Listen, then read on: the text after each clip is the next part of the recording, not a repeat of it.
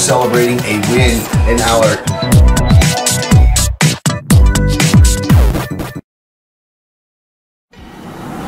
Okay, so now we're sitting here in any room. You have a staging room. You have your propagation room where you keep your mothers. You have your cloning area, and then of course you always have your staging area. And here's clearly the staging area for the next room. So some people would say this is a veg room, and then there's a flower room. Some people take a veg room and use it as a flower room as well. This looks like it might be a cross-spectrum bulb. I'm not sure. I'm assuming that's about a 600. So it's one bulb looking after all these, which stages them up to the next level. What I'm looking at is the internode spacing and the positive topism, which you see on that.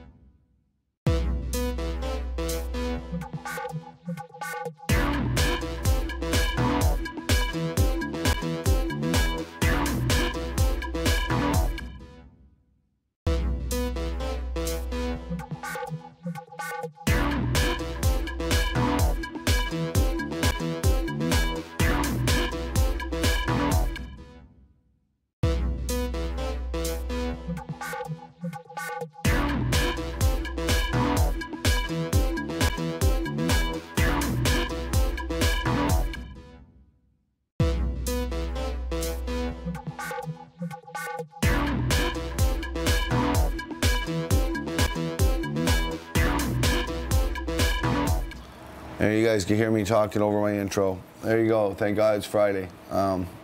Mistakes after mistakes. I was just waiting for the length. I thought it was. I didn't get a feedback on that. I apologize, guys. It's all good. Sorry, Jason. I got it running. I'm still as shit. I'm so sorry. What are you doing?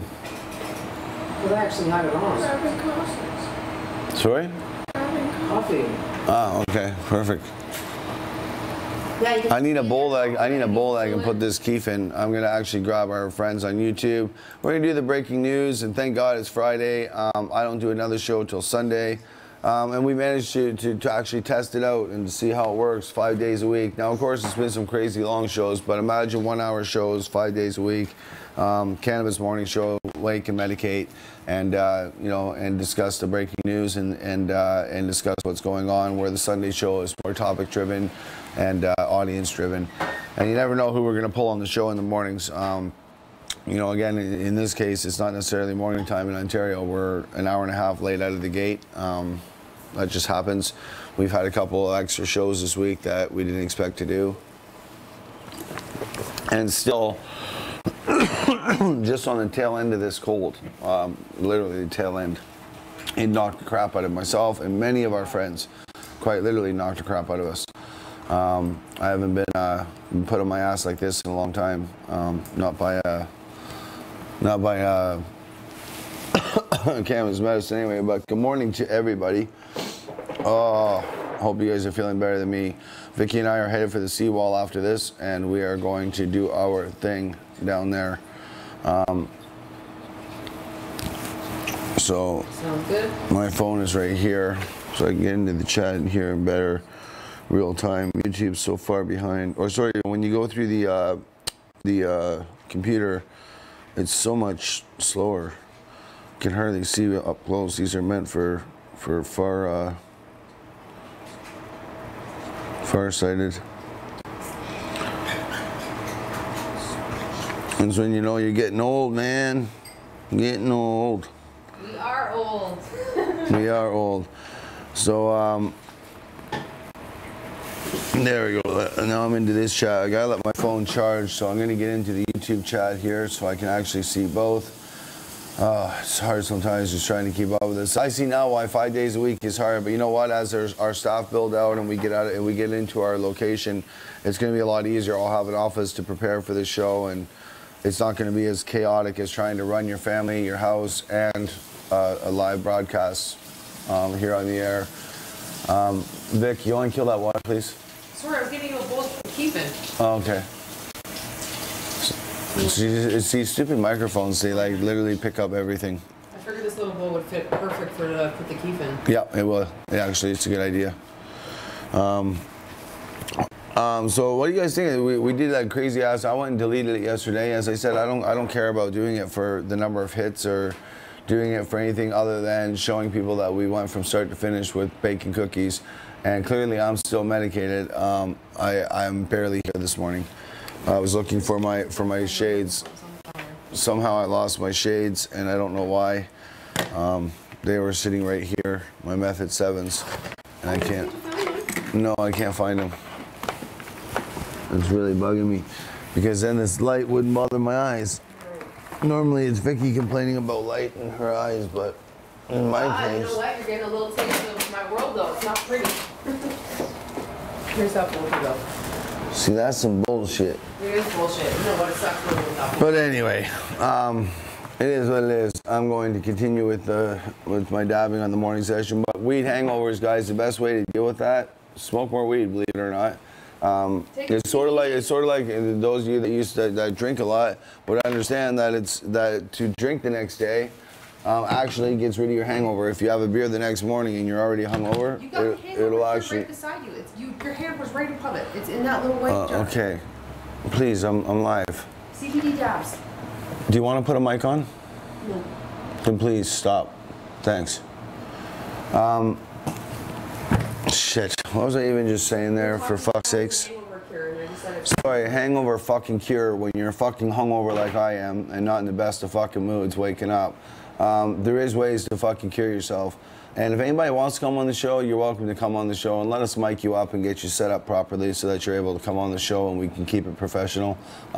It's not always easy. I do not want to seem like a rinky-dink show when I'm really trying hard to dial this show in to be a little more serious, a little more topic driven. Now, all of us have went through the pinhole. It's not a good experience. Moreover, rookie users usually go through this. Novice users at 420 here, various other places, novice users go through this exact experience.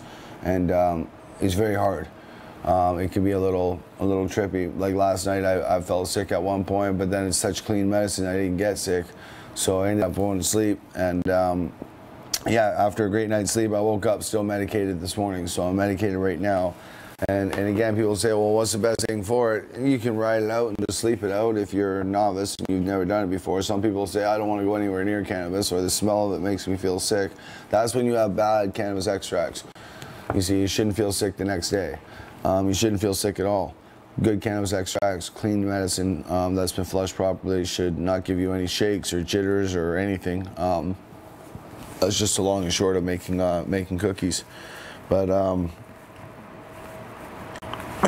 it's been a lot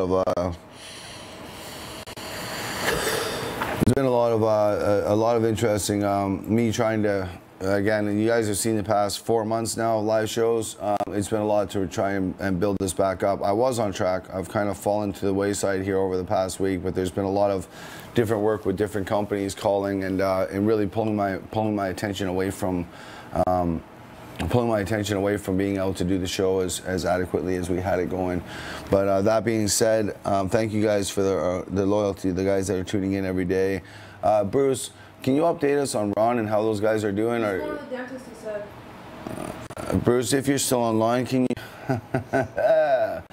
Bruce, if you're online, can you please let me know if you would. Yeah, how Ron's doing and what's going on with the farmers market.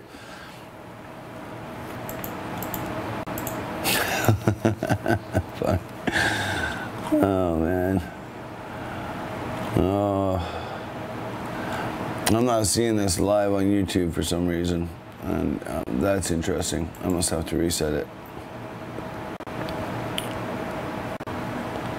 There it is. Okay. Now I get into the chat and at least see you guys on YouTube. I can see the chat here. I'm not too worried. This morning's not a lot. Main thing is that you guys know that we have a place to go in the morning. We do the morning show. That's a place to go. Smoke weed, talk about whatever. If you have questions, throw them out. If you have anything about this week's shows, shit, this week was almost about 18 hours of pre-record or of live footage. And I haven't released the pre-recorded footage because I'm still just barely editing on it. If you're a good editor and you want to work with Cannabis in Canada, let us know. We may not be able to afford your top dollar prices, but we may be able to work with you in another capacity that works for everybody. But we do need a good editor. I'm far from a professional editor. We have some great SEO people, we have some great team members, but most of the editing you guys see is my own editing, and I, of course, am once again far from a professional. So I'll put that shout out there. That's you never know what the universe will bring to you. So switch here to my cameras. You know, that camera has me off again, and I don't know why, but I'm gonna move it over, zoom it in, and move it over. Oh shit, that looks like ass. Can we zoom this out? I don't know why this is like this, but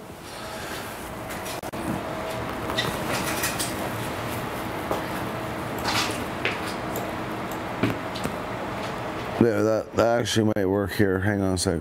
This might work. There, let's try that. That works. I don't care if they see the ATM. That's good enough. You guys wonder what this is? This is just what you have to plug your cameras into. Like a studio broadcast setup is a lot. We got 2 camera angles, again, it's a mobile studio, so it wasn't easy to get this put together. Most importantly, I learned a valuable lesson from the pricks that tried to take my company. Aside from that, there's sleazeballs out there, which I already knew. I learned a lot about intellectual property, and I learned a lot about how important it is to know your business from the ground up. Though I'd been doing videos for years, I hadn't done fancy videos or bought logos and knew enough to get my receipts or knew enough to do what was important.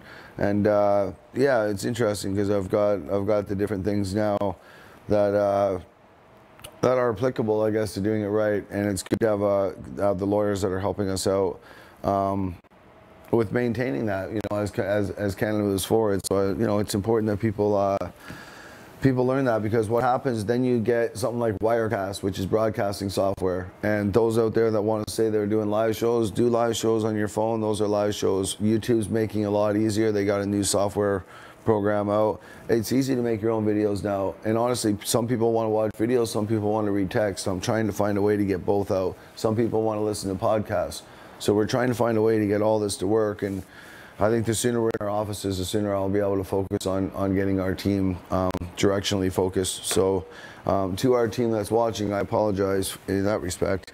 But what can I say? It is not easy trying to figure all this stuff out and navigating the waters at the same time of legalization.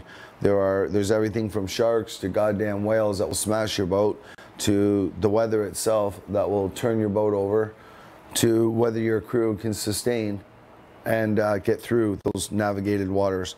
And if we can, we'll be a successful company in 5 years. That's just kind of the long and short of it.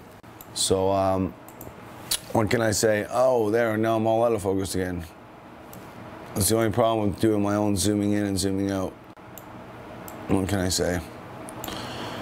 Throw this over there, at least it looks a little better. So when you guys get into broadcasting and that, once again, you get your ATM machines, you get your secondary monitor, you'll get your main board, which is your switchboard. But then if you want to do additional stuff, pull in stuff through desktop presenter, whatever. The broadcast software can almost do anything. This is the $600 version of the software. There's a $1,200 version, and I'm going to be upgrading to that now that we've got this one figured out. And it can do a lot more. We may flip this backdrop behind us into a green screen. We're not sure what to do. Yeah, let me just do a quick roll call here, you know, for my friends, especially because I'm really trying to connect with my audience. I have 23 million or 23,000 subscribers and 5 million views on YouTube. I got to get back to my base. So guys, help me get back to my base. Let's do a roll call. Where are you all from? What countries am I talking to this morning on my morning show on YouTube and Facebook for that matter? We reach the world. So let's do this. Where are you roll call? Where are you guys from? Not everybody watching my show is from Canada. That's for damn sure. They've been watching me long enough.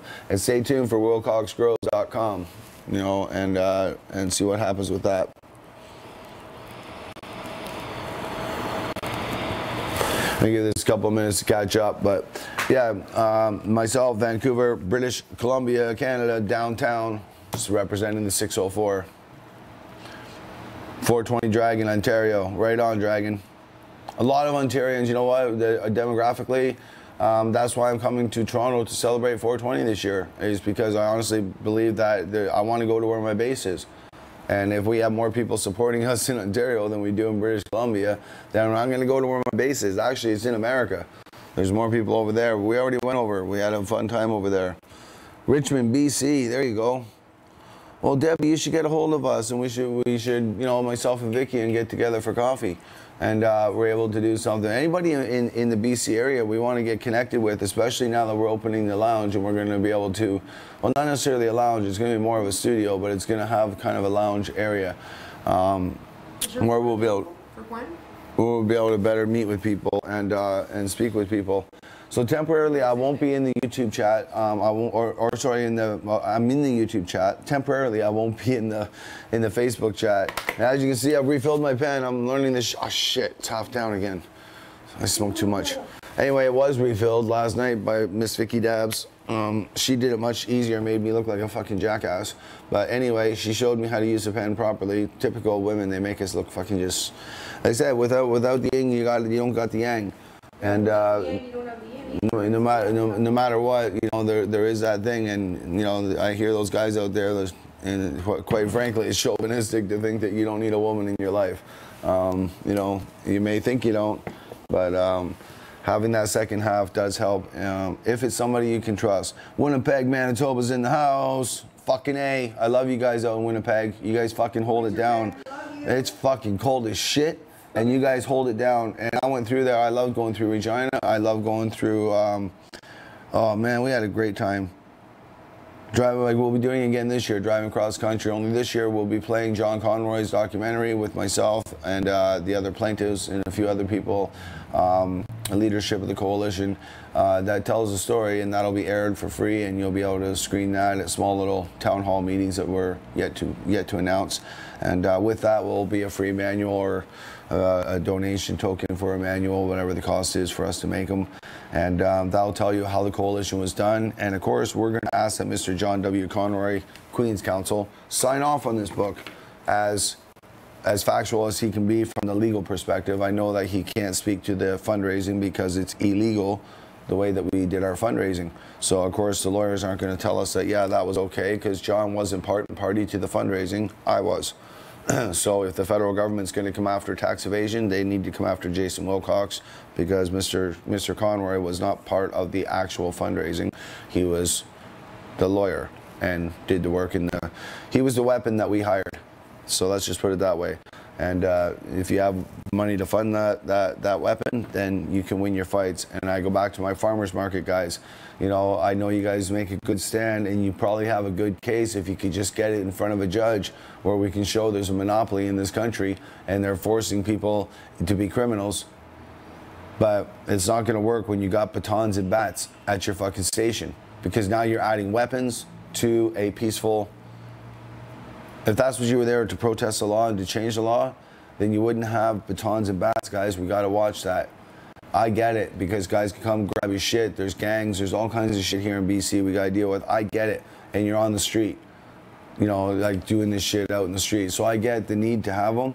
Believe me, I get it. I'm not knocking you for it. I'm just saying, look at how the optics now is in the news. When they say you guys had bats and batons, it looks like we're a bunch of gangsters selling weed downtown. And I know the farmers market was never a bunch of gangsters selling weed downtown. There's simply people trying to find a way to change the laws for a more free and non-inclusive market. So I want to give a shout out to them. I know some of my American friends, fuck you, Light. This backdrop makes me look okay, so it's all good. Throw it in the charger. It's because we didn't charge it overnight. Once again, another screw up on Cannabis Canada. Oh, now it looks dark. There's the catch up on YouTube. I was wrong, but okay. We flip these lights on, yeah. That's one. Go in there, flip the second one on there, please. Well, at least that'll bring some light. Apologize, everybody, but hey, what can I say? I gotta get, you know what? I gotta get real lights anyway. I don't got an excuse. I think as the company starts to build out and we become a distributing company that's actually able to make profit and do more things, that'll be a little bit different. There we go. That's all the one. Yeah, no, that looks good. That's good enough. I'm not too concerned. I'm sure my friends online aren't too concerned either. Hound dogs and keep the cougars treed. Okay, so the roll call, we didn't get much out of YouTube. Come on, guys. You guys are under handler names. Come on, you don't need to hide behind the tomato plants anymore. You can at least say which state you're from, which country you're from. Let us know. We just got America and Canada in the house. Is that who's watching the morning show on Cannabis in Canada Incorporated? Let us know. Yes. Let's keep this real. Because I care to talk to my friends in Australia. I care to talk to my friends in Ireland. I care to talk to my friends in Germany, because that's where you're going to legalize next. That's where we're already selling our cannabis to you. So I want to speak to you. I want to hear from you. I want to know from you. And if you guys aren't speaking up,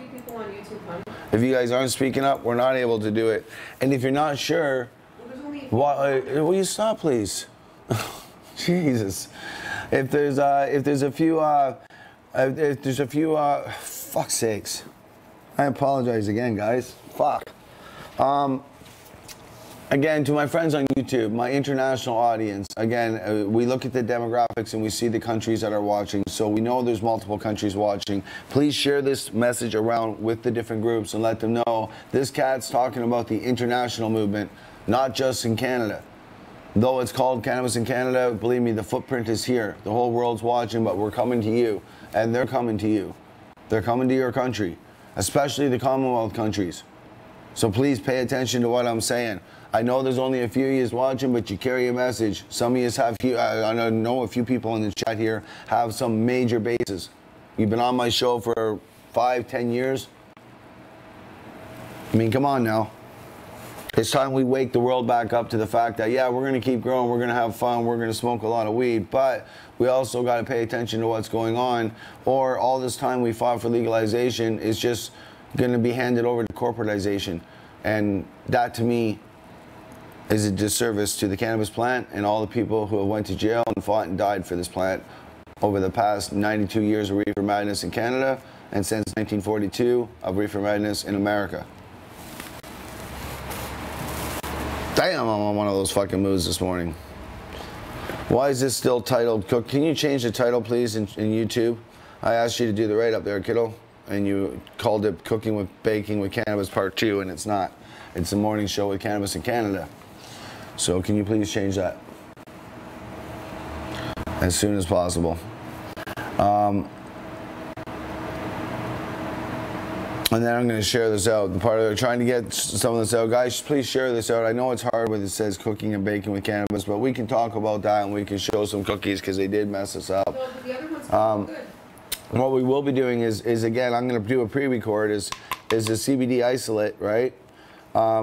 This is true hemp-derived CBD isolate. What I want to do is find out the measurements. Now, again, my friends on YouTube, you guys know what I'm talking about. You guys are the culture. In your own respective regions, in your own respective countries, you know what I'm talking about. I know my statistics, my demographics. My friends on Facebook, you're mostly Canadian. I love you. You know, I love all of our supporters and friends. But now we're talking about taking CBD and putting it in with a low grade. Again, we're going to run a low base THC, which will be maybe 14, 15% THC. That's when I say low, that's the lowest I can go because of our strains. But that's probably what we'll get out in our tincture. Then we're going to add CBD to the tincture to see how it works on Vicky. But what I don't want to do is go throwing a gram of it in there if it's not applicable. In here, There's 30 capsules, and there's 15 milligrams in each one. So 15 milligrams times 30, can somebody tell me what that is in grams? Sorry, I really suck at math. I gotta get this name changed. It's driving me freaking bonkers at this point.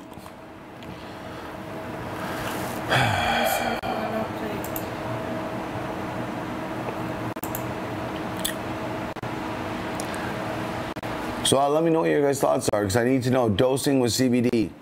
I'm gonna have my phone back in a second here, and my friends in Facebook that are putting in any messages, I will see them. McKenney, I'm sure that's how he says it, McKenney, says how can I help? He's working on sets and stuff. I'm just sort of Which chat? On Facebook. I just thought it would. Are you done with the phone yet? That might be something we should follow up with. Okay, my friend, what's his name? Daryl McKenney. Daryl McKenney, I didn't see your post just because I'm in the YouTube chat. To my friends on YouTube, I love you guys. Keep sharing. I can see the numbers growing. Our analytics are going to go up. I want to know we're getting the message out. And then if I'm wrong, you guys can say, you know what, screw that Wilcox. He's fucking out to lunch. I've been calling this shit for 5 years, and I don't like doing the political stuff. I don't like becoming the Alex Jones of cannabis, but you know what? I'm not fucking Alex. I'm not wrong. I'm actually proving myself right.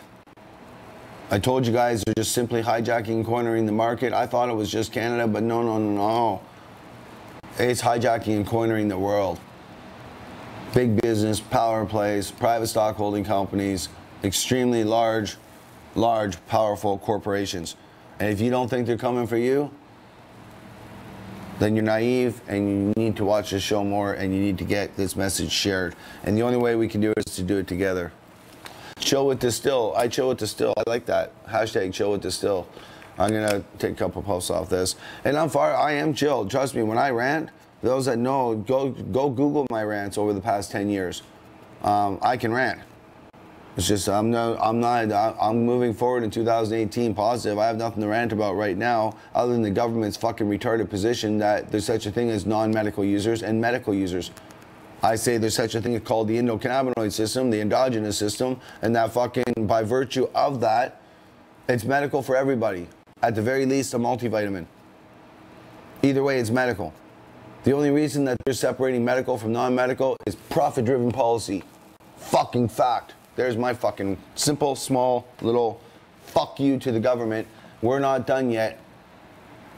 We're far from done. You can't say that there's such thing as non-medical use of cannabis. Botany, science will not support that assertion, that legislation. It will not stand up in court, just like your stupid driving test, swabbing people. That science will not hold up in court, just like in Arizona. It will be ruled unconstitutional.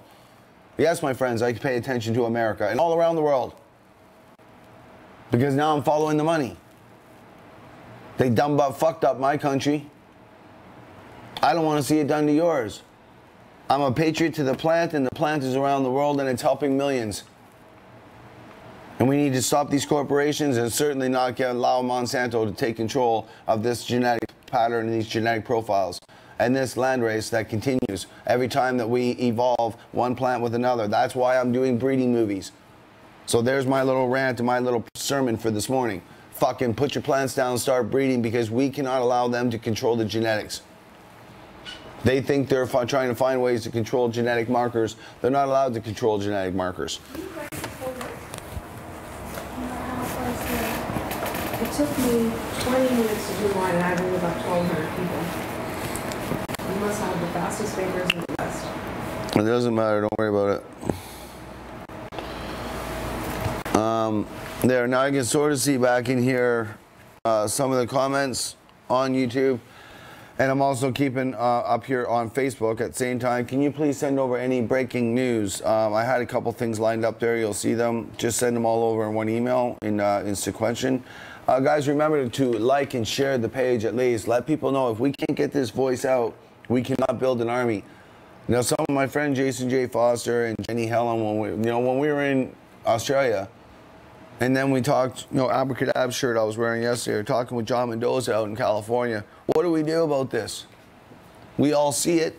What do we do about it? Now we could unite an international body of activists and advocates and all of our collective powers and all of our collective bodies, and we can actually push back. As they move, we move. Now I know it sounds silly, it sounds crazy, it's never been done before, but it's time. If they can move around the world collectively, unitedly, and their board of directors can do it, why the fuck can't we? It's going to take some fortitude. I'm not willing to do it. I'm willing to support it. But I'm not willing to take on the charge of putting it all together, modeling it, and connecting all the dots and building all the bridges to connect all the countries. But I tell you now, it's needed. And if you think I'm crazy, watch your countries get steamrolled. Here in Canada, they're trying to now, I know you guys think we all get to grow one to 4 plants federally because the Cannabis Act of Canada says so. There's now residential tendency, powerful lobbyists that are saying, no, you can't grow 4 plants per home. We're not going to allow it. And they may very well, lawyers are saying they may very well get away with it. Hello. Hi, is Jason there, please? I'm here, but I'm on a live show, and this is for the pardon thing, right? Yeah. Yeah, I'll give you guys a call back. Okay. Thank you. I'll send you a quick email with all my contact information. You can call me direct. My name is Doug. Okay, Doug, thank you. Okay.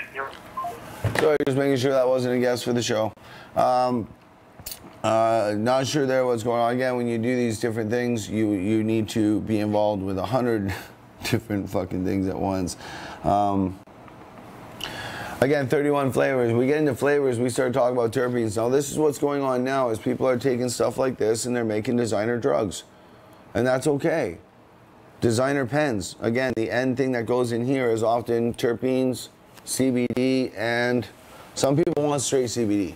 So some people only put CBD in their pen, and they'll smoke that all day. And that'll keep them out of pain. It'll work on their inflammation, it'll stop their spasmodicity, it'll stop their seizures. So they'll smoke that. That's why I mean by designer drugs. Some people say, well, I want distillate, but it has no taste or smell. I don't like it. Well, you want some flavonoids and some terpenes, you get them here. And you get that taste and that aroma back into your thing. And it's knowing how to work with it, the micro amounts that you need. And that goes back to my question, 99% hemp CBD isolate, pure derived. How much do you need for a reasonable dose when you're in a small tincture bottle? So that it's a very simple question. It's just combining these two. What would you put into a tincture bottle if you had CBD? What would your dose be? And moreover, I'm asking the people that have experience with this for your opinions. Question for you, yep. the audience. How do you feel? It's a good question. How do you feel about these college courses that are popping up all over the place for attending, cannabis courses? Doesn't seem all kind of unregulated, right? So Vicky's saying that there's a question about all the different schools. How do you feel about these college courses? Now the college courses, again, my friend, my bro Jeff Cadet with MMJ THC up in Vernon, he's a graduate of Oaksterdam University in California. So how do I feel about it? I feel one, it lends no credence or credibility because what we learned in Allard here in Canada is the only experts in the entire country with respect to cannabis are MMAR growers because we're the only ones with actual experience under permits to grow. By definition of expert under the tested law in the courts. I know this sounds crazy, but I was going to be the expert, and then I decided not to be. We put Ramo in as the expert. I didn't want to go in there and get myself torn a new asshole because I have like 600 videos up there where I talk about the government all the time. Anyway, that's kind of that's that's something to look at. So how was that a question? What are your thoughts on the college courses? The college courses. You already said what your thoughts were. Now, this is a good thing is that, well, there's just two parts because we want to do it too. Believe me, if you don't think that my friends and I have talked about putting up a Amsterdam college, you're crazy. If you're interested in doing something like this, contact me at cannabisincanada@gmail.com. We do projects upon projects. We work with a lot of different people. And I'd be very interested in working with a project that has to do with an educational platform. I'm one of the original lecturers of Hempology 101, lecturing at the University of Victoria. First company to ever lecture university students. Hats off to Ted Smith. One of my first mentors. Now, Phil Lucas was my main mentor, but I worked with Ted, and I did hempology, and I lectured on cannabis, and I lectured on the MMAR. So how to grow it, and I also lectured on the regulations that keep you safe from it. And that was some 15 years ago. Go on my YouTube channel and look it up. You'll see it in 2008 or 2007. Twisted Sister Shadow. Twisted Sister Shadow. That sounds cool. I heard about Twisted Sister. Yeah, again, I used to listen. I used to listen to Twisted Sister when I was younger. Bonnie's tuned in. So yeah, that's another big part. Do you want to put a mic on? No, just letting you know Bonnie's tuning in. I can see that. Do you want to wear a mic? Okay.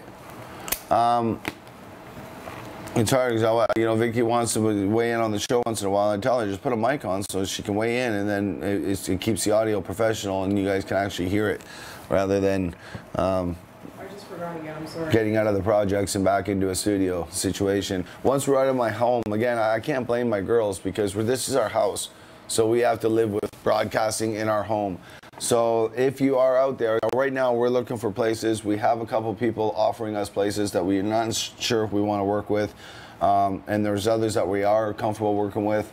But at the same time, we'd like to stay internal. So if you're interested in working with Cannabis in Canada, if you have places for rent in the downtown area, in the Vancouver area, Lower Mainland area, let us know, because we're just deciding now which space we're going to rent and how many offices we need, and then of course size of studio, etc. So this is important stuff, because then we can move forward. We also have ordered, well, we're in the process of ordering our sweaters, our shirts, getting them embroiled and getting them ready for 420. And again, I think that we're going to appear in Toronto. I haven't fully made my decision yet, but I think we're going to appear in Toronto, even though the bigger 420 is here in BC. I think our message will be better received and respected in Toronto than it would be here. I'm just not sure who's organizing it and who's in charge of 420 Toronto, because I have not heard back from Mr. Chris Goodwin, and I've seen his post that they're having some struggles or something with setting it up this year. I'm not sure what it is or what exactly is going on. Anyone in Toronto want to speak to that, let me know. That would be great. Facilitators of Toronto 420, if you have a speaker slot available, let me know. If not, then so be it. Again, it is what it is. This is summer legalization, so we definitely want to make sure that we have our crew in the right place and doing what we want to do. Out here in BC, it's not a big deal to try and don't really try, but to go and do just that, get up and speak. But it's also reaching our base. For me, it's about reaching our base, and I would love to open up Cannabis in Canada Ontario and Cannabis in Canada PEI one day, and Newfoundland. These are all things that, again, Cannabis in Canada needs to be countrywide. Like right now, anything you need grow-wise, Cannabis in Canada can get for you. And if we can't get it for you, then we can direct you to the people that can. But what I mean is everything from your reflectors to your smallest gadget to your little pipe to, you know, auto pots to friggin' lights, ballasts, you know, you name it, we're likely going to be able to get it for you. And I'm going to be able to get it for you with what comes with our service, at least, is a consultation. So as we transition to legalization, I want to see 100,000 tents put in Canada, and that would be a huge thing. Again, it gets people around that Landlord Tenancy Act. I'm telling you, that's how they're going to come at us. They're going to use the Landlord Tenancy Act, and they're going to say you can only go this way or that way, right or left, and that you either can't use cannabis whatsoever. And if they say you can't use cannabis, you know, now if you're in a medical suite or BC housing or whatever, or in Ontario, if you're in subsidized housing, you're likely not going to deal with this kind of shit, just like if you're smoking cigarettes. But we have to come down to a fight now around secondhand smoke. It's never been fought. I've always said designated smoking areas. If that guy can kill himself with cigarettes there, then why can't I heal myself with cannabis? So there's been this argument about secondhand smoke. So that's why they have designated smoking areas. So now if they're going to remove the designated smoking areas, it presents a problem for people that might have a seizure, feel a seizure coming on, have a serious spasmicity attack while being on a ferry that does no longer have a designated smoking area. So now a patient has to decide, do I risk getting a ticket for secondhand smoke when the laws are written for cigarettes? Or do we challenge the science of the secondhand smoke And is there really posing a danger to anybody else with respect to that? So I don't know how many people have actually thought about that one. Justin McLeod, a lot of our friends in Ontario, Mike Gooch, I'm sure you'll be down for 420. I've got quite a few friends who have asked me about where we're going to be, and again, it's not always easy when we're there. I'm making that all real fucky for you, ain't I? There. Oh, wrong camera. I got a camera. All right. We're also considering Ottawa 420 because it's the capital. So finally ringing in legalization after doing 420s for 20 years, what would you do? I think the capital is kind of a cool place, and we're more again they've been wanting us down there to attend that one. So we're not sure where to go, what to do, and we also have family that we want to see when we're down there. We got a lot of friends to see. The Coalition documentary will at that point hopefully be done. I have until July, but I doubt it will be done, to be honest, if I keep it real, because it's February now. I got 2 months to actually film another 8 people and then have it fully edited and then still finish the book, which is only like literally 1 chapter in, 2 chapters in. It's not that far in yet.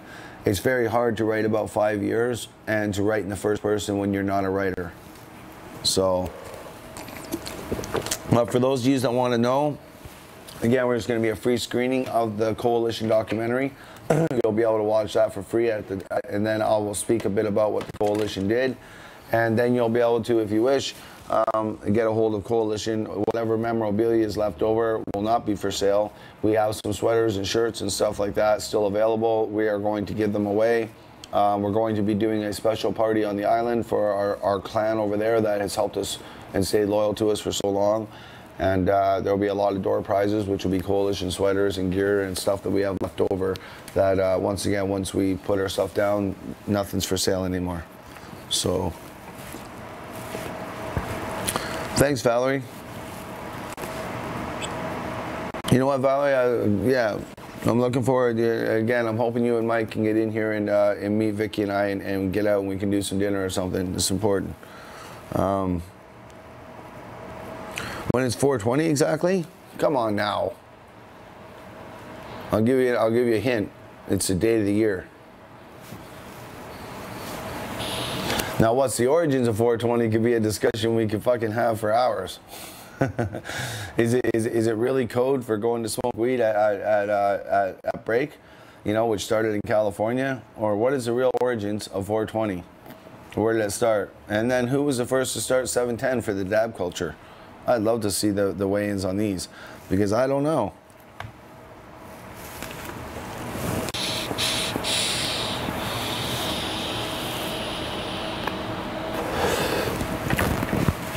One thing I do know is that Dark Harvest is a fucking movie, badass movie.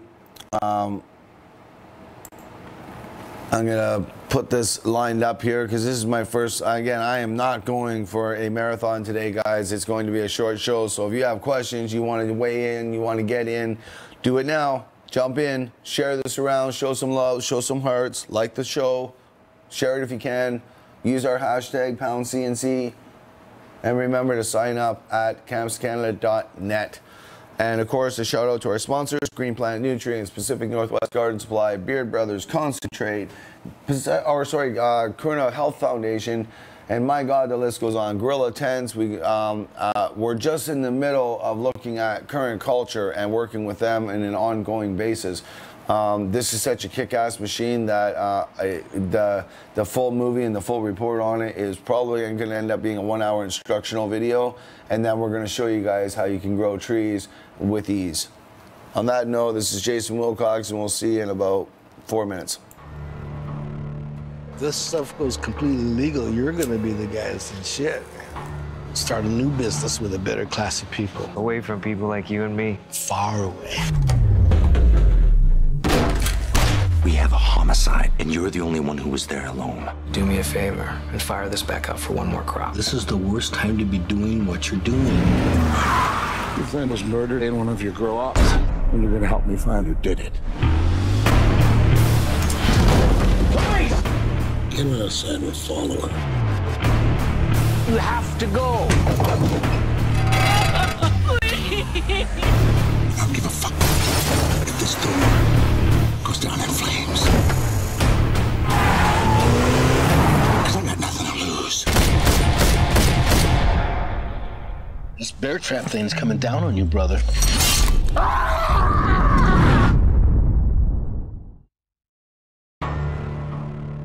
This stuff goes completely legal, you're gonna be the guy that's in shit. Start a new business with a better class of people. Away from people like you and me. Far away. We have a homicide, and you're the only one who was there alone. Do me a favor and fire this back up for one more crop. This is the worst time to be doing what you're doing. Your friend was murdered in one of your grow-ups, and you're gonna help me find who did it. Get on the side with follower. You have to go. I don't give a fuck if this door goes down in flames. Because I got nothing to lose. This bear trap thing's coming down on you, brother.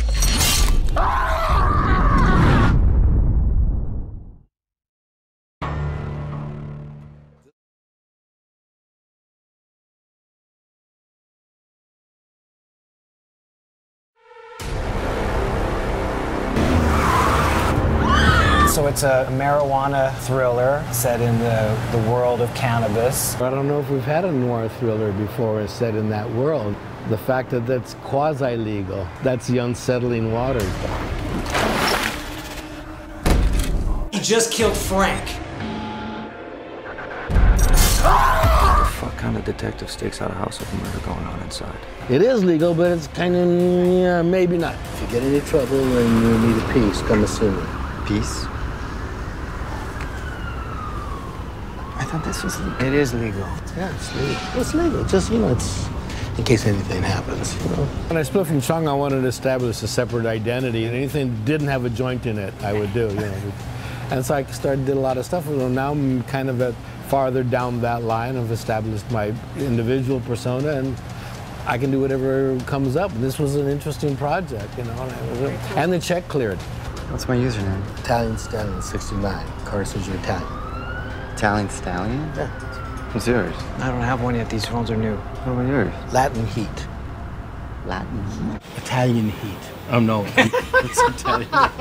Okay, cut. This is a marijuana movie, and we filmed in real grow-ops, real hydroponic stores. Everything in the movie's been authentic, so it seemed apropos to do the interviews here, and we thought we might be able to score some free And they give us buzz. free weed at the end. DarkHarvestMovies.com is the best hub for finding out where you can see the movie, but in general... Comcast, it'll be on Comcast. DirecTV. Right. And, He's not in, yes. Okay, DirecTV. Amazon. Yeah. iTunes. Where else can you see it? Your house. At my house, coming over. You got the secret stash there? Yeah. And any place that has electricity, hone in on that. They'll have the internet, everything will be fine. DarkHarvestMovie.com. DarkHarvestMovie.com. Yes.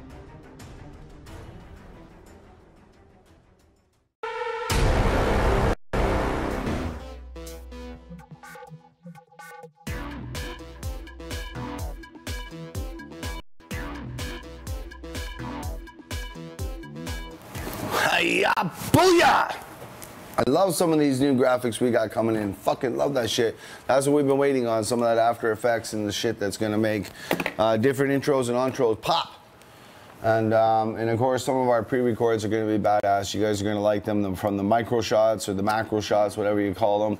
I'm going out to film today, actually, out at the warehouse. There's a few different things that we need to do in our life to make things happen. And bringing you the content, the show surveys, the number one thing I see is you want trees. You want to see big trees, you want to see cannabis, and you want to see tents.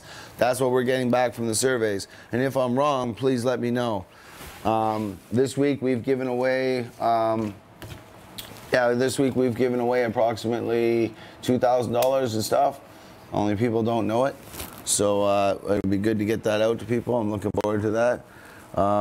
And as well, I'll be looking forward to the hoodies and stuff getting out. To our winner last night, congratulations. I'm gonna start separating this while I'm talking. I showed you guys these before. They have basically a ½ gram of keef in each one. Vicky's gonna make a keef, we're gonna do a pre-record, but she's gonna actually do a keef, she's gonna do a keef video that shows how to use keef when making your, anything. Tinctures, I'm not sure what she's gonna make. Usually, if we could get some Everclear, we would use a alcohol-based tincture to actually do it. That would be the difference. I guess I can dab some of that. It's okay. See, once you put them in here, it becomes that much harder to get it back out until you get the first little bit coming out. But it is what it is. If you work with keef, this is what you deal with. Normally with this jar, you would just, like, we would advise people to just put a pin in there. You can see it's coming out. It's designed because you only want a little bit to come out to sprinkle on top of your joint. That's the purpose of these little containers. And it gives you just that little extra boost you want in your joint in the morning. So,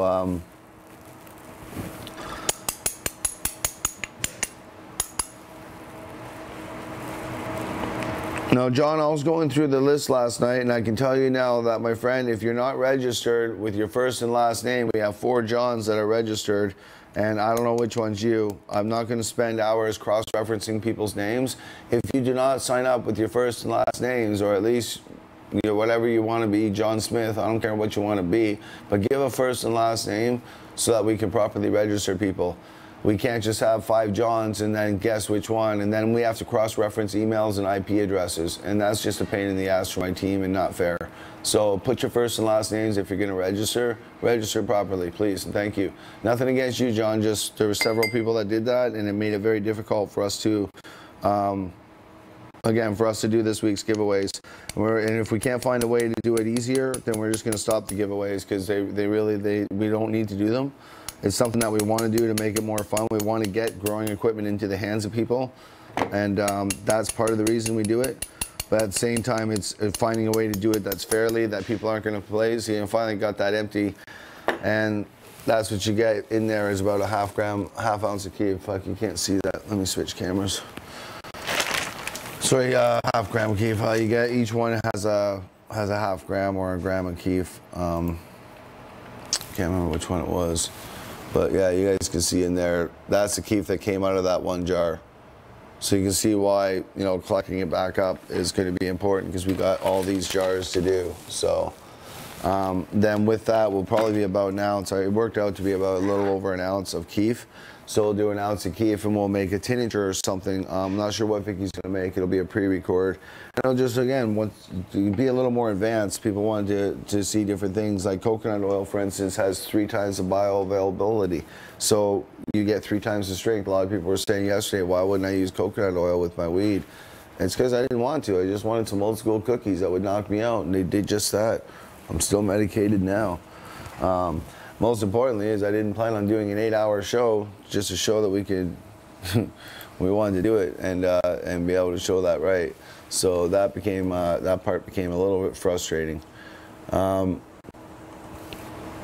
there's not going to be a giveaway on today's show, so we appreciate any sharing around that's done, but you don't need to on today's show.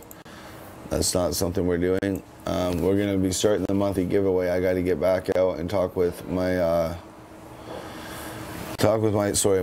associates and get exactly what it is that we're going to start giving away and what we're not going to give away. And of course, each month, it's going to be a different item each month, but what you'll see is on our website on cannabisincanada.net, if you're a registered member with your first and last name, we will go ahead and then cross-reference that. That'll be part of blast emails. Some of our competitions might be done just through email. Our team has been talking about different improvised ways to do things, and some of our giveaways may be done just through an email blast. We may say you're automatically entered as part of being registered with cannabisincanada.net. You're automatically entered, and can you please send in your number?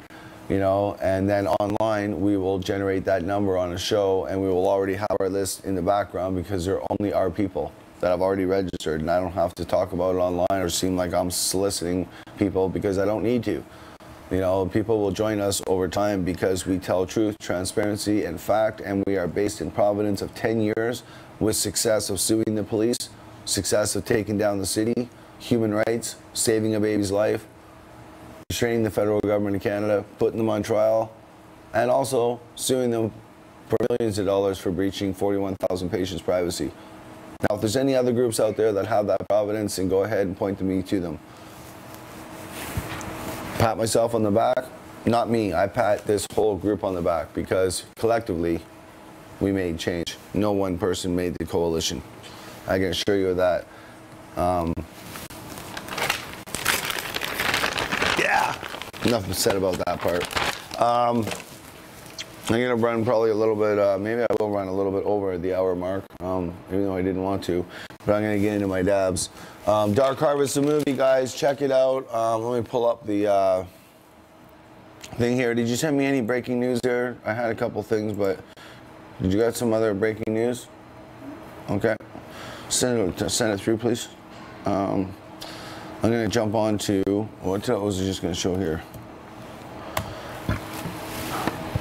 Make sure everybody has a chance to see it.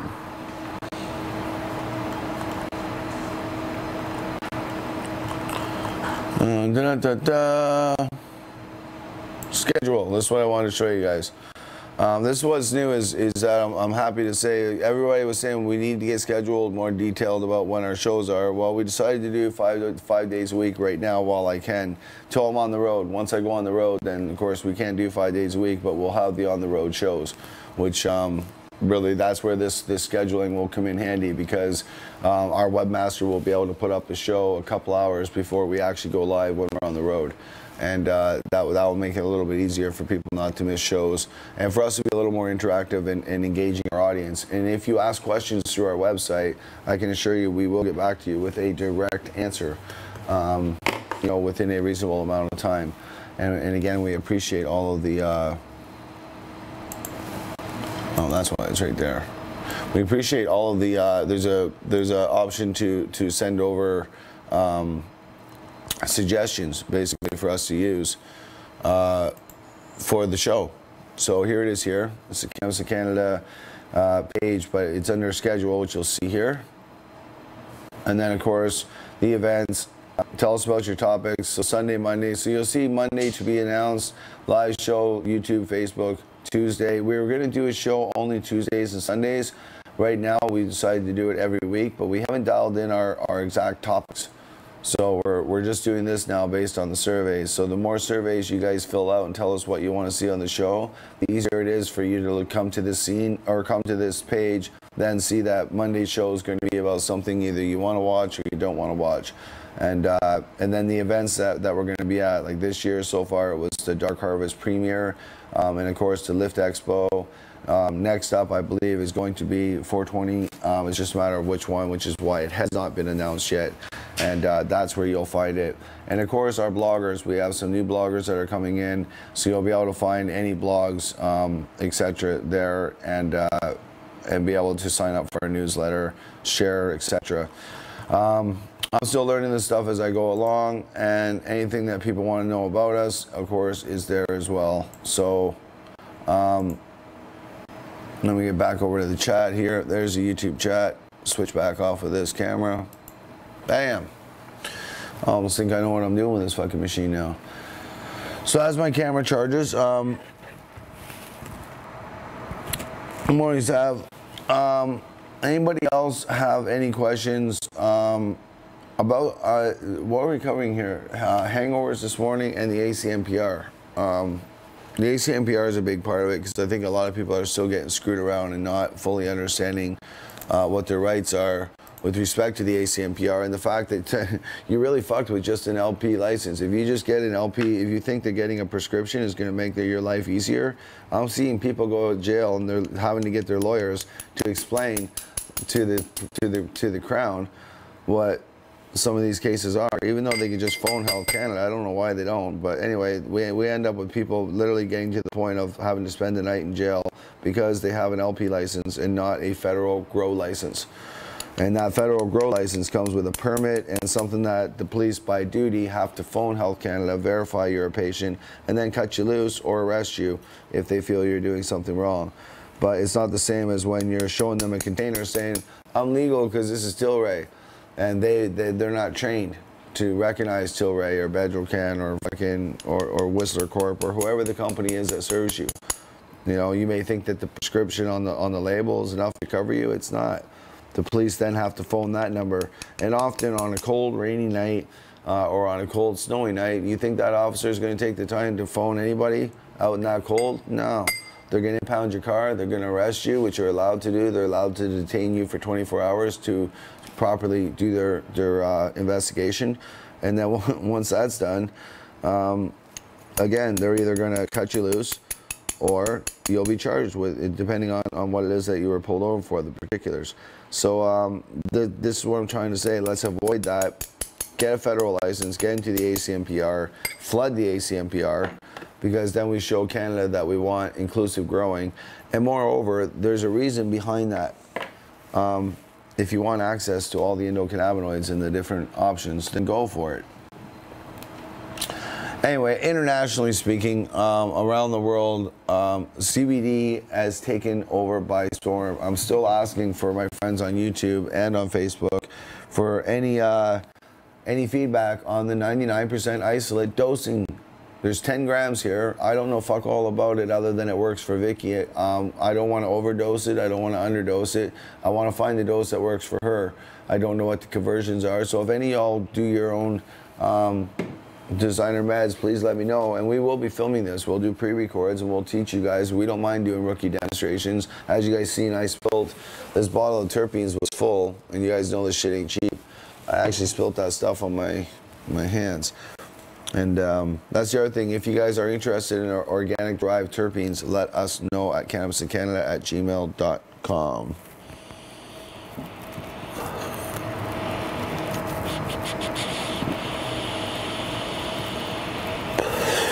Bonnie, going on with you. I'm just starting to wake up. I got 2 coffees here, but there. See, this one's not even open, just to give you an idea of how I'm waking up. This is like, thank God it is Friday, because tomorrow I can wake up and not have to worry about running down here to do a show. I really wanted to see if I had Limmy still, because there's some of those people out there that love to say, well, those people that are disabled, they can't work. I'm saying, yeah, bitches, watch us work. We're going to run a broadcast software, even with some hiccups, whatever. We're going to run it. We're going to run it 5 days a week, every morning at 8 a.m., just to show we can. Now, sweetie? Pardon? You want to try your light now? It's probably low charge. Sure, why not? We're closing out soon.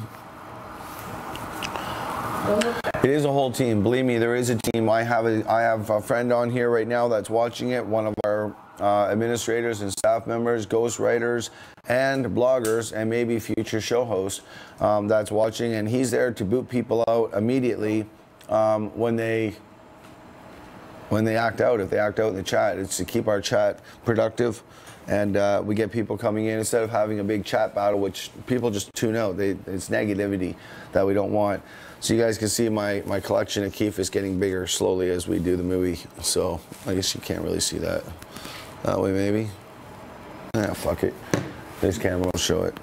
But I'm just gonna keep collecting these, because again, once all these are emptied, there will be an ounce of keef, and that ounce of keef being used for whatever Vicky decides to make for tincture. We're gonna film that. We're gonna show it, and then with the tincture, there's no reason to add terpenes, but we will be doing is once the baseline, the oil's right. The oil is done, the tincture, the baseline synergy of cannabinoids, the full spectrum, then we're gonna increase the CBD only, because it's something you can't do by nature. CBD is low in all plants other than ruderalis and hemp, so it's very hard to get that boost. So that's why we can't get it normally with our oils. So we're gonna make our oil, we're gonna designer it, but I'm looking for any feedback. How much would you guys put in? If you had 10 grams of distillate, sorry, isolate, and you were going to make a tincture in a bottle this size, a vial this size, what would you add in CBD to your base extraction, your base tincture? That's the question that we're posting to you guys. And when we do our video, you'll see what we decide to go with. And we'll certainly give you feedback on what works for Vicky, because for her, it keeps her off a walker. again, I met Vicky some 2.5 years ago. She was on a walker, and a lot of people think that I'm in love with her solely for her eyes or her or whatever where she's at now. I love her for the woman she was when I met. Well, it's the truth. It's just fucking. It's just like, man, dump her all in, bro. Well, no. The no, bro. I mean, honestly, for me, I'm lucky. I got a cheap price. I'm not gonna mention my price that I got this, but my understanding is it's almost $100 a gram or $90 a gram for some patients to get this, right down to $60 a gram for pure hemp CBD isolate, and not the knockoff synthetic stuff that people have been moving around with trying to claim it's CBD, and that has that nice sweet taste to it, but it's not CBD. You can tell the difference. I've had sampled. That being said, back to my original question, 99% true CBD hemp isolate. How much would you add? Because I'm looking at this company and I'm thinking these guys did only 15 milligrams per capsule times 30, and they sell this for $80 to a patient at retail. $80. Now, of course, I got it for free for my wife, and that was kind of cool. So she was able to try it, sample it, and I've got some left over for another person that wanted me to help out. I think they're safe for a first-time user because they're a lower dose. Vicky's saying that she thinks, what? You put a fucking mic on, please. Sorry. Here, where's your microphone? Put your microphone on. You can mute it manually, and you can turn it on when you want to weigh in. It'll actually just keep the audio sounding proper. Here, do you want to put Who's it on? giving all the mad faces? Mad faces? Who is that? Guinevere, can you find out who's doing the mad faces? Keith, can you check on who's doing the mad faces, and if it continues, yeah, let's, because that doesn't help the show. I'm not sure who was doing that. Could have been just what we were talking about. What was I talking about? I'm not sure. I do it too. There we go. Mad faces. Guys, we want hearts and loves and likes. The mad faces don't. Could be an accident. Mad faces don't help us much. You know, honestly, the mad faces indicate that we're doing something that you probably don't like, and that's something that we want to understand. Or you're mad about something that I'm saying, and that I can agree with in some cases, but most of the time it can be confusing. So I'm not sure who is doing that, but.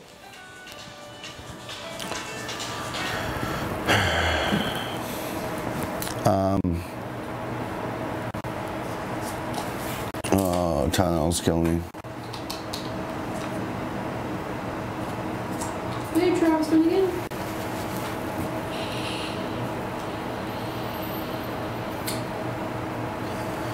Noof slang, funny shit. Is that the voice from the east that you're talking about? The east slang, or the, I don't know what that is or not. I'm too fucking stoned and too early in the morning to figure that one out. But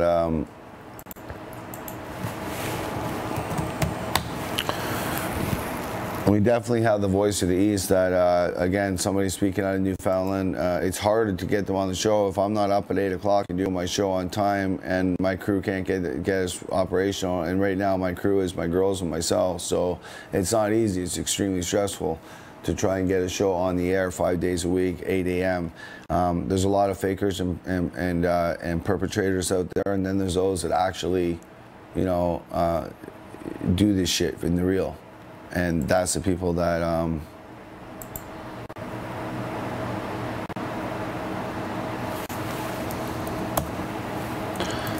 so I'm just speaking to somebody else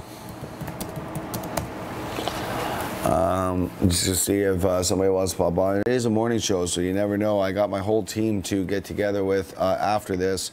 So team members of Cannabis in Canada, if you work with the company, we will be getting together after this. We do have a couple of decisions to make with a couple of companies that want to work with us, and we need to make that decision relatively fast while the offer stands. So, and as well, we have to update on everything else. So,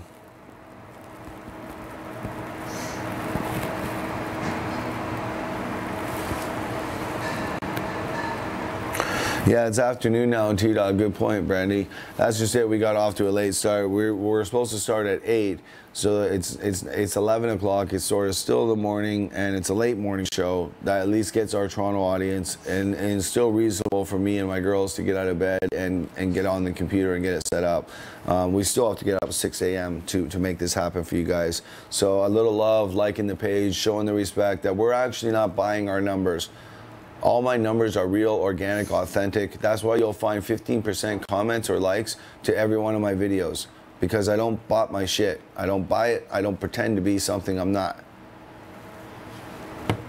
That's why your likes are real and your love is real. And by demonstrating that and hitting that button, it actually helps to show it to people out there that sometimes get confused by the optics of a botted channel versus a non-botted channel.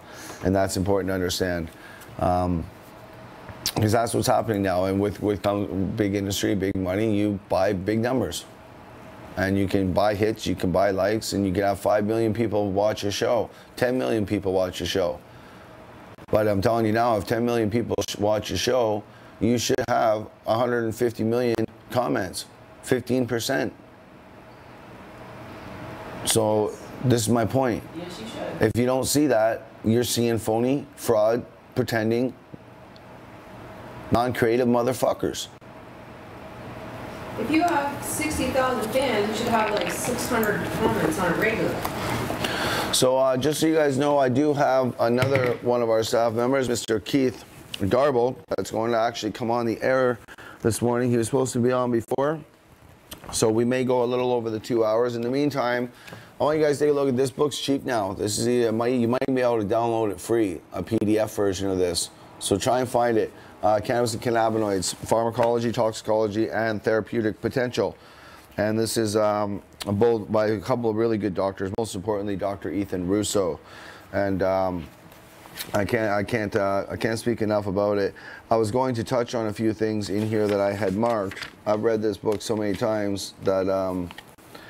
Yeah, you know, if you actually read this, you'll understand why people need to de-wax, why we have these different things that we do with respect to cannabis, and people don't know why. A good example here, they show the trichome. You can't really see it there. Well, I guess you can. They show the trichome, but they break it down. The resin gland, they break it down where your cannabinoids are located. You know, they talk about the stalk cells. They talk about how again going down the stalk itself. So you've seen John Barfellow and Bubble Man separating resin heads from the stalks. That's what we're talking about at the molecular level. What I'm looking for is my references, because I wanted to talk about how it works, cannabis with HIV, and anecdotal research. Oh yeah. 1839. This is what's good about this book. 1839, William B. O'Shaughnessy. The narcotic effects of hemp is popularly known to South of America and South Africa and South America.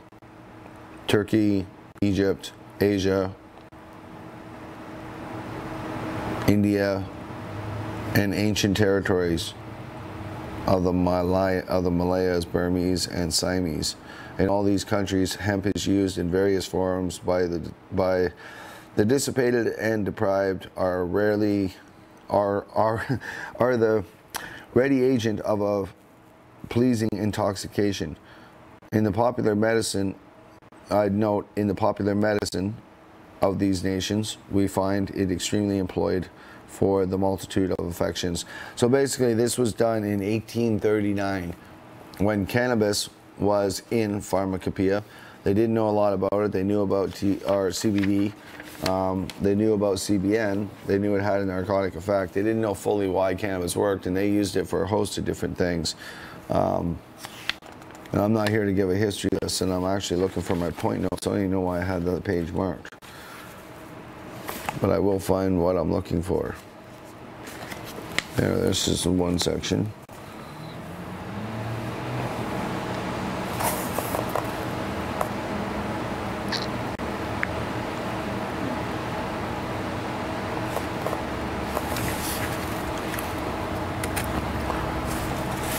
No, bear with me here, guys. I'm looking at this here and finding the right.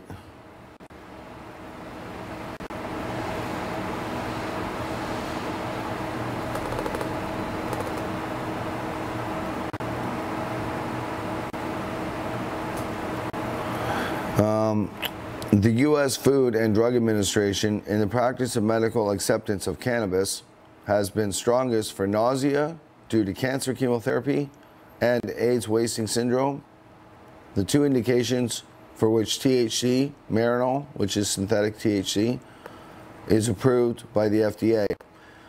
Greater reluctance to recommend cannabis for chronic. So these are actual peer reviews. So chronic pain and mood disorders exist. Although they were among the most common therapeutic applications in the 19th century, they have been largely neglected in modern clinical research. I talk about this for one reason. I don't want to bore you guys with clinical research shows, but it's already in the books. I've read this book when way back when I was working with Phil Lucas at the Vancouver Island Compassion Club Society. This book's so old that the anecdotal science that we had back then, we got 10 times that now. That suggests all of the stuff. And again, immunocompromised persons that need THC. I've talked about this. Again, whether it suppresses the immune system or boosts the immune system, this is anecdotal studies, once again, done in research labs by doctors, suggesting that it does boost the immune system, it does counter nausea, it does help patients sleep. So, and again, we know this. It's not that we have to prove it, it's that it's already been proven. And Health Canada on their website has a section on cannabis and cannabinoids and the endogenous system and the endocannabinoid system. They have a whole section on it. It's interesting because that allows the doctors to at least say, okay, I've read something where I can see where it's sort of medical, but still, even the doctors, unless they're weed heads themselves, they don't know anything about it. It's a botanical application that should have been freed to the people many years ago, but powerful pharmaceutical lobbyists have kept it at bay and suppressed from the people, and that has directly impacted our ability to properly research. I would also note that Harper, when he was in power, his first act, when he came into power, was to kill all research into cannabinoid or all research into cannabis, period, in this country. There was no more research grants. No, I beg the question, why? If you know that you're going to legalize, why are you banning research? Why is it that the government doesn't want us to know that there's no such thing as non-medical users, maybe? You tell me if you're a non-medical cannabis user, based on the knowledge that you have an endocannabinoid system, because logic has to dictate reason, and if it doesn't, we need to fight that policy and make them reasonable in a free and democratic society. Hoo-wee! It's one of those days. Keith, if you're coming on the show, you need to hurry the hell up, man. Because I want to get you on the show and start talking. I'm running out of content, and I'm going to do a dab, keep my morning going. I'm going to put some... I should actually get some music and stuff playing. And guys, if you're a starving artist, if you've got music you want to get out, and if you've got, again, art, there's different things you might want to get out and get profiled, hit us up at cannabisincanada@gmail.com, and we can find ways to cross-promote. There's a lot of different stuff going on the internet, and I see now that it's like a jungle out there. It's navigating the ocean in the worst possible storm, on the worst possible ship, with the... really, at that point, it comes down to who's your crew. If you have a good crew, you're going to navigate these waters and probably survive.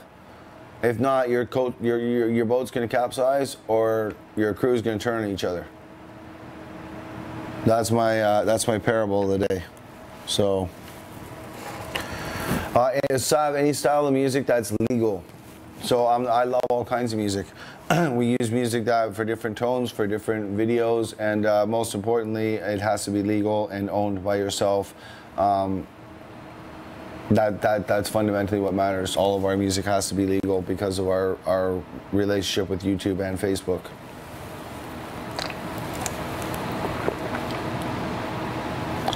Okay, I've now got Keith that wants to plan for another show. So, yeah, that's... Sorry, guys. I apologize once again. That's a jump off, but there's not much we can do. We're going to have to plan for another day. He does have a family and a lot of stuff to do running around. And that makes it very difficult for me to yeah. We'll work on getting that straightened out. Let's see what we got for news. Just before we close out the show here. Morning show is about keeping up on the news anyway. So let's take a look. We got U.S. pot enforcement policy to lift Canadian cannabis industry experts. Wow. Looky, looky. Good find, Guinevere. U.S. pot enforcement policy to lift Canadian cannabis industry experts.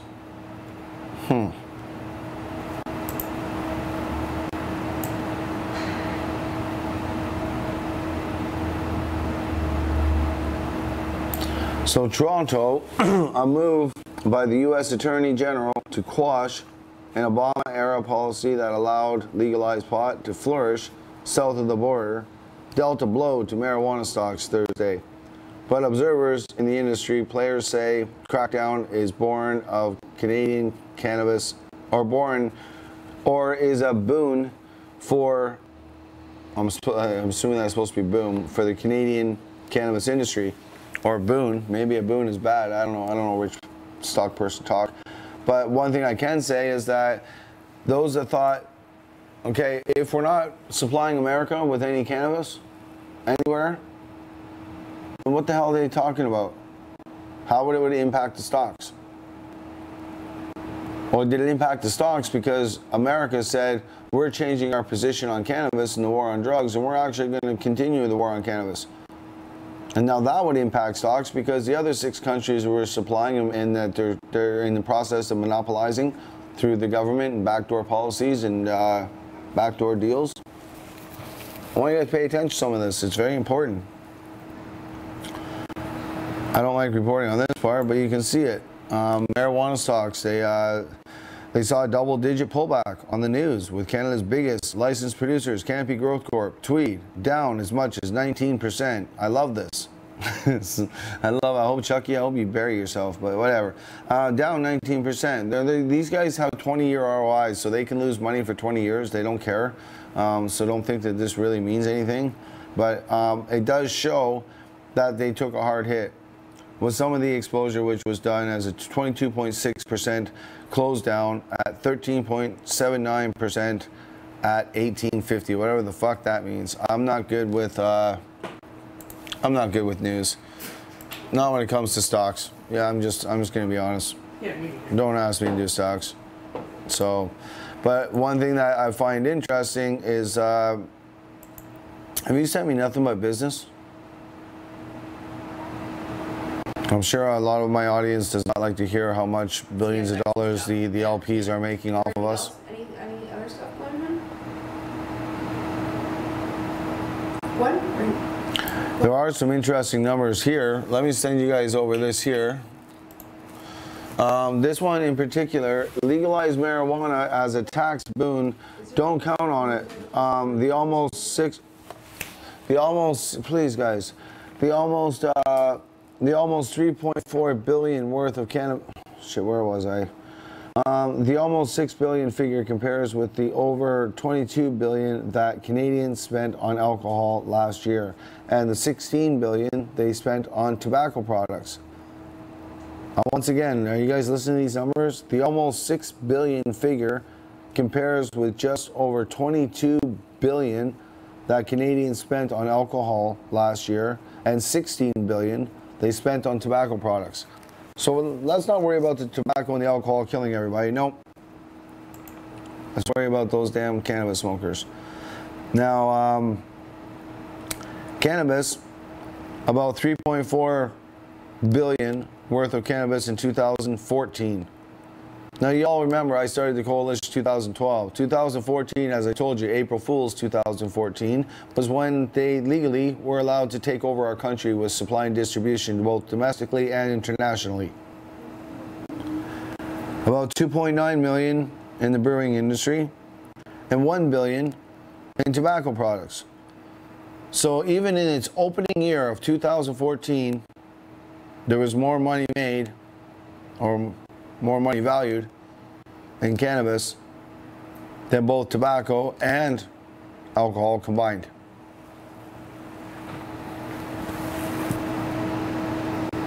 Almost both. 2.9 and 1 billion. You're looking at 3.9 billion versus 3.4 billion for cannabis. So again, the country is speaking with what it's buying, with what's going on. This is the marketplace. I don't like talking about this because this is exactly how they're doing it. This is why they're doing what the crazy policies are passing. And I'm sorry that I don't usually cover the marketplace. It's not my kind of news. I'm gonna wait and see what else we can pull up here.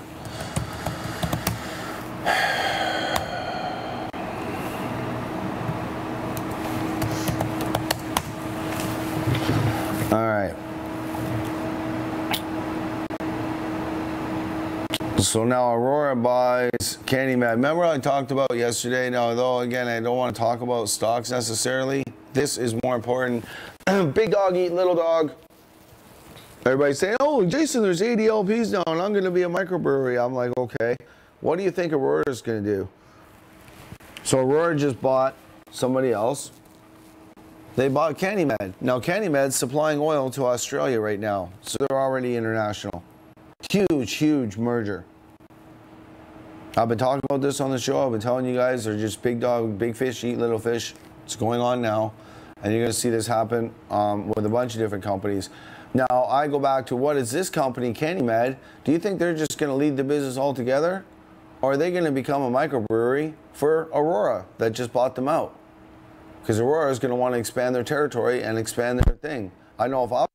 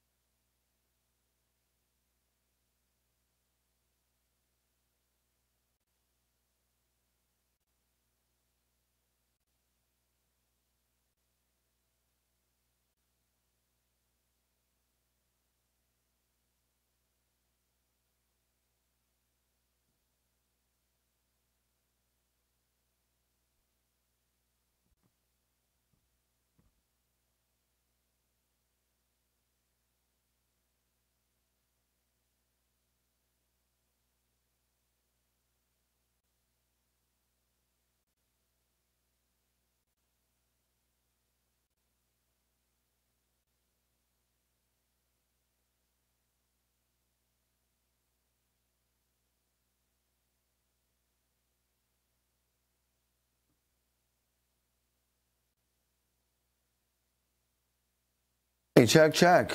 Mic check. It looks like we're good. Whoa. Kapow. Yeah, we fixed it. The sound should be back on in a second for you there.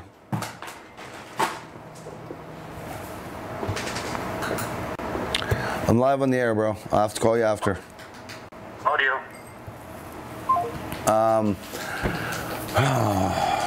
All right, we're at 16 now. I'm going to puff a little bit more on this, and then we're going to close this show out. I wanted to check one last time on the news. I was trying to do there, and oh, fuck you week. Maybe we shouldn't do 5 days a week. Maybe I should just cut this thing down to 1 day, 1 show a week. I think it's a little bit too much.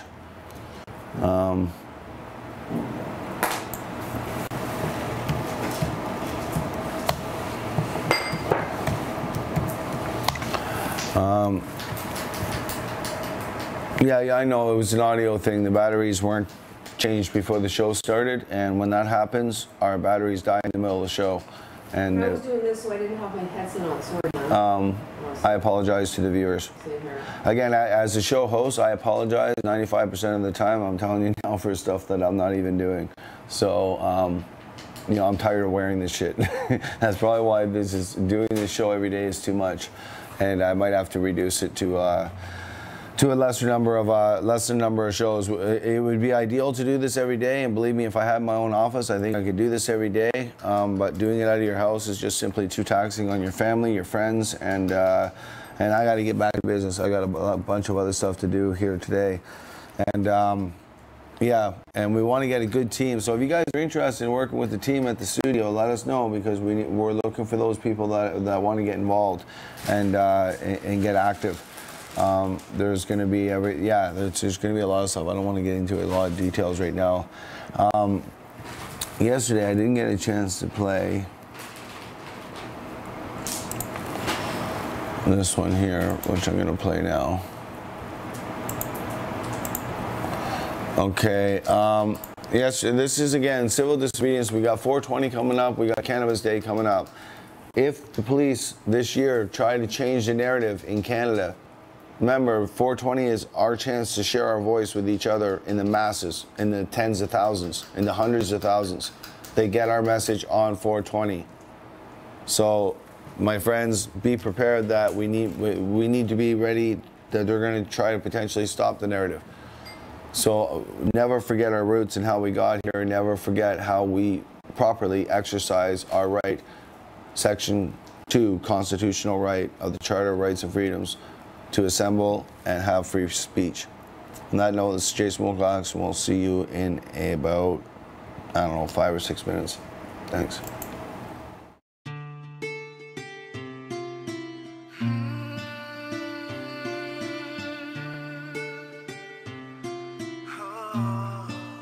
Welcome back to Cannabis in Canada with Jason Wilcox. We're sitting here at the Art Gallery. It's 8:30 in the morning. We got a few people that are standing around that are saying they're not going to go anywhere. And believe me, there's going to be a lot more as the crowd grows. So will the activists continue to make their moves. Just remember me the right way. Want you to keep in mind today better than yesterday. And for my fellow companions, all I could do was pray. But remember me like your memory, just like a fragment of a kin, friend, or enemy. So many enemies trying to get into me. I'm just a broken part, feeling detached off. Cause trying to get in this game is like a scratch off. Opus, otherwise known as McMahon. Brother, we go back a lot of years. You know, West Coast is in the house. What do you think of what the hell's going on with this? It was interesting. You know, the tent started going up. The city officials came over, and I noticed they had the biggest guy they could find from the city wearing the Viz vest. But we stood up for our rights. They had the cops sort of all hanging around the outside, so there's their backup, obviously, in case, like, what? What are we thinking? We're going to jump the city guy? We're just here assembling on the stairs outside the Vancouver Art Gallery. I'm trying to have a peaceful protest here today. The city knows that, but it looks like they are out in force. Just remember my name.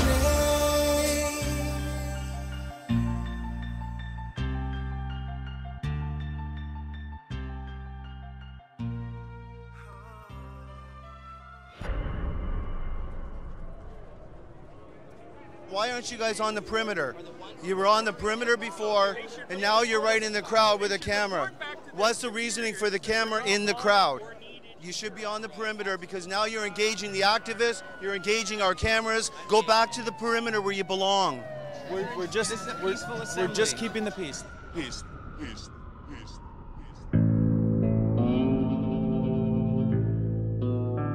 I'm amazed because it's been 15 years we've been doing this and we've never ever seen this sort of provocative stance from the police. To have that police presence there and to use those intimidation and harassment tactics the way they did is outrageous. There was non-communication. You know, we didn't even know. And he said, if you keep selling cannabis, we're going to arrest you. It was an organized effort. It was almost like it was rehearsed. It was almost like it was funded from not the VPD. I was scared that they were actually going to get away and deter people from Cannabis Day. I said, you know, we're going to start selling cannabis. That's our protest. You know, the laws against selling cannabis are why we have Cannabis Day. So he said that he understood that and that they were going to be realistic. Back, he's under arrest. These guys got extremely violent, extremely fast. Shame on the city of Vancouver. Shame on the VPD. We have no need for all these officers. They're worrying all of these people here. You should send them back somewhere else away from here. We don't need to have this police presence. Knowing that we were not violent and they continue to push us. And then when passive civil disobedience and passive resistance is implied, why use mace? We were not violent. You know, I mean, it was excessive. They were trying to push me back. Look, you guys don't need to be here. You're causing problems by being here. You could be inciting a riot.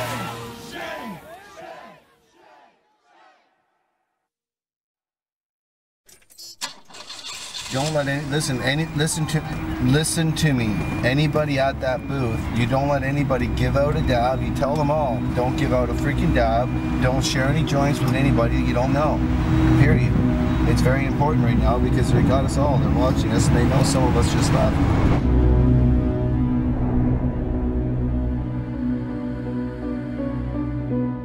Welcome back to Cannabis in Canada with Jason Wilcox. I've got Owen Smith here and Ted Smith, and we are on the island. Guys, what do you think about what's going on here in Vancouver?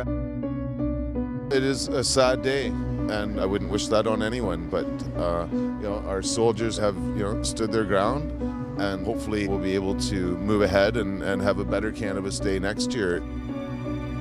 This prohibition causes more and more pain and suffering as all of its horrible parts are exposed. Cannabis Day, its roots are in medical, and clearly the MMPR just got ruled unconstitutional. So how dare they try to step in and shut down Cannabis Day? So sad after 20 years of peaceful events that the city would do this. It's not, you know, the influence of cannabis causing all this harm. It's the law, again, just causing harm in people's lives. The prohibition that's held up by the federal government is causing all of these problems. And Vancouver City is trying to look good for the government by trying to crack down on these people, but it looks terrible. We have a poor, you know, sick people who are being stepped on in the street. It's just the saddest day in cannabis activism in this country's history.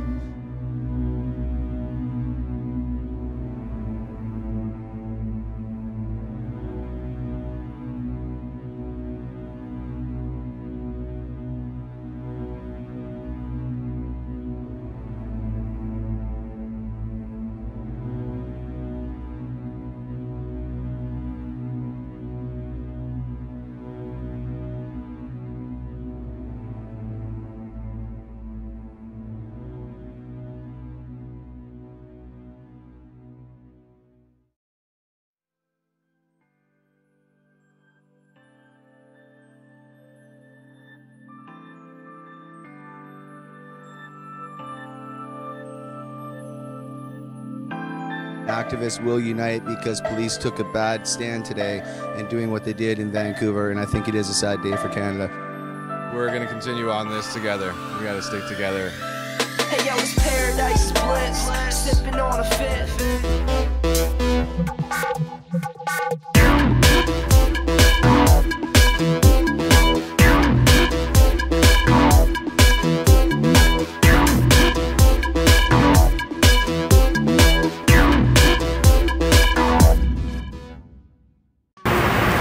Hey, welcome back to Cannabis in Canada with the Canadian tent series. What else can I say?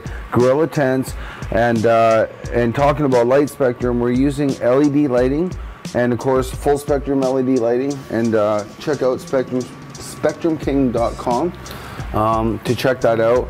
This is the 400 watt. There's a 400 watt and a 600 watt version. But I'm going to get into the two different strains that were tested here. And as you can see, this one is starting to autumn off. And the autumning off is a natural process. Even if you feed them, they'll naturally autumn off. And it's like in the winter time or in the autumn, you know, fall time, the plants change color. Here in BC, of course, it was all winter. But anyway, in the autumn, the trees and the plants, they change color. And we see that, you know, evident. It's no different with cannabis. And this is a good way to tell when your plants are truly maturing. So I know this isn't fully matured yet. I'll put it under a microscope, but it's coming to an end. So it's definitely going into its flushing stage.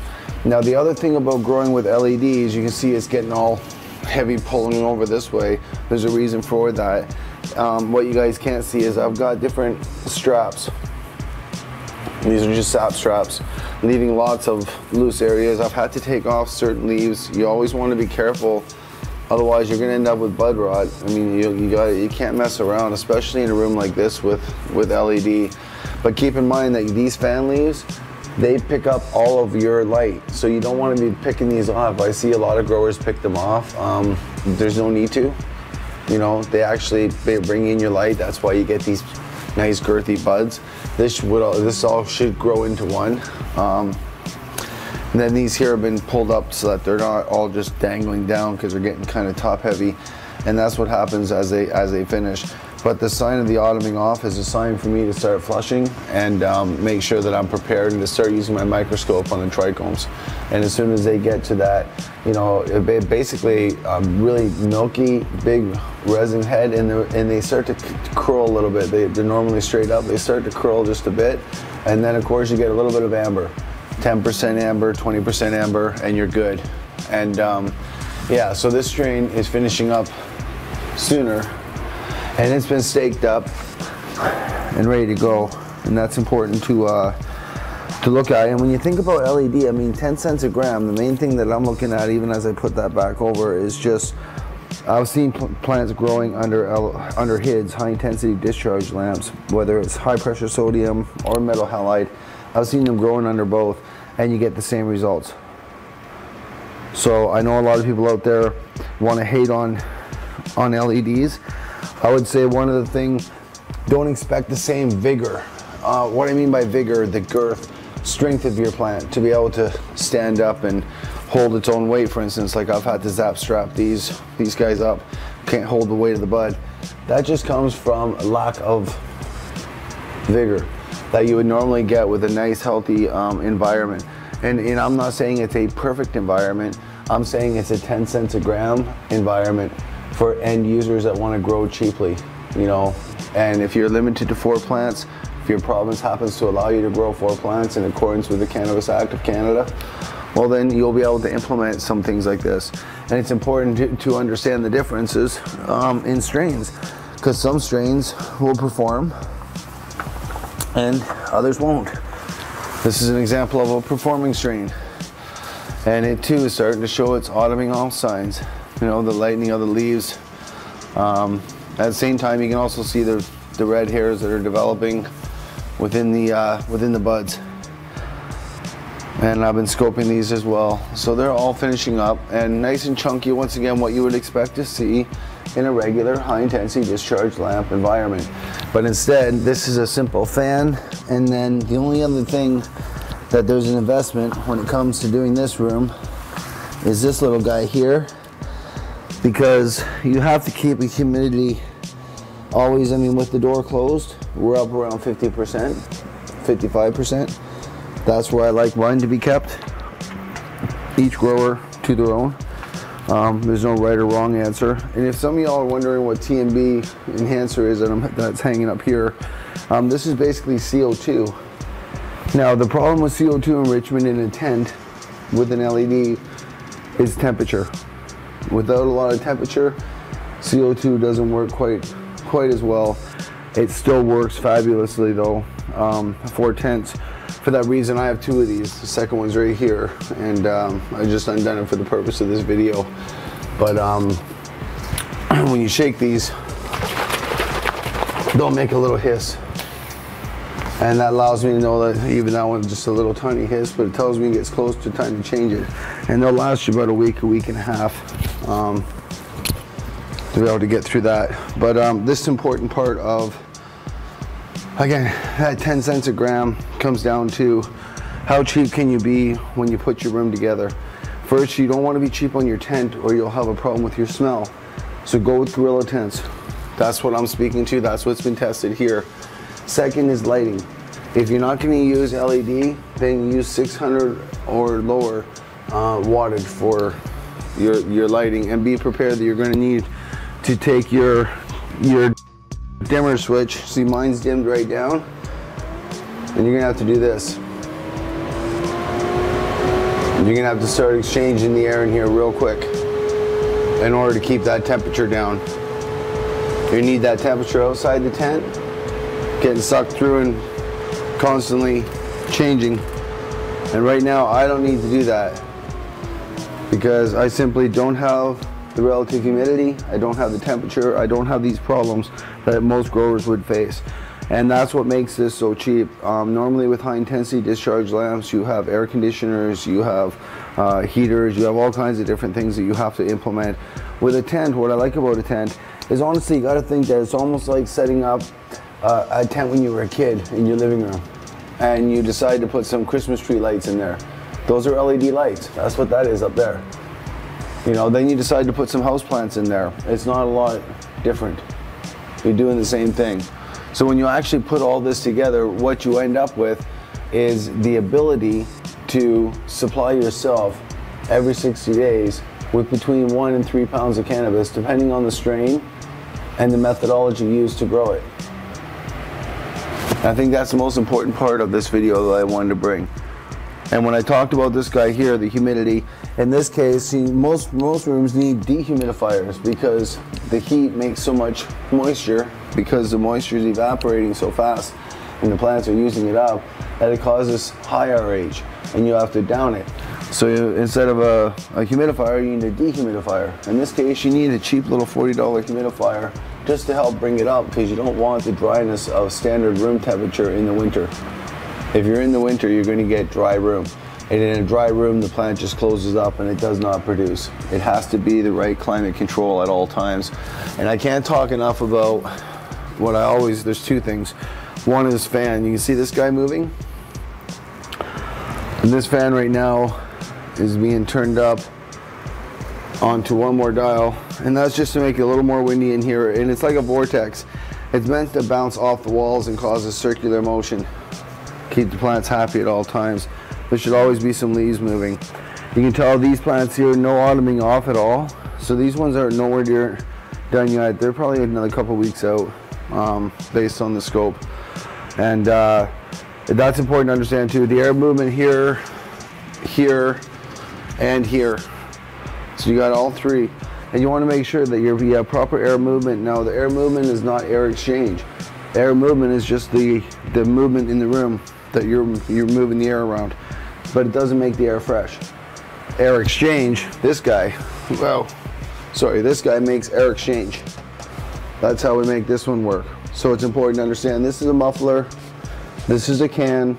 You all know cans because that's how well we deal with our smell, whether it's a vapor lounge or a grow room. That's really how you control your smell. This is just being a good neighbor, controlling the sound. And this is of course a hyper fan that's used, as we talked about in an earlier part of the series. That deals solely with the speed and control at which I want to exchange the air. So as noted, it comes with a built-in dimmer switch with a big long cord. So if I wanted to crank it up, you can hear it. Sort of like an airplane taking off. And then it gets evaporating the smell. Now I have absolutely 0 problem with this on low, getting rid of all the smell. There's absolutely 0 smell with the doors closed with this tent. And to me, that is a selling point for any cannabis connoisseur and or end user that just wants to pop seeds once in a while, wants to play around. The technology is now here, and Spectrum King's only going to get bigger and better. So check out Pacific Northwest Garden Supply, where you can get these lights, you can get these tents, and certainly look into how you can supply yourself. And remember what I'm telling you here, folks. If you choose not to go LED and deal with the, some of these problems, and you choose to go with HIDs, high intensity discharge lamps. Those are high pressure sodium or metal halide. Sorry. If you choose to go that route, you're going to do the same thing. You're going to look for the same results, but remember, with the tent, you're not altering the suite, so you're not punching any holes in your wall. You're being a good neighbor, and you're controlling your smell, and that makes you a good grower. Thanks for tuning in and watching Cannabis in Canada, and stay tuned for more tips and tricks from the tent series. Cheers.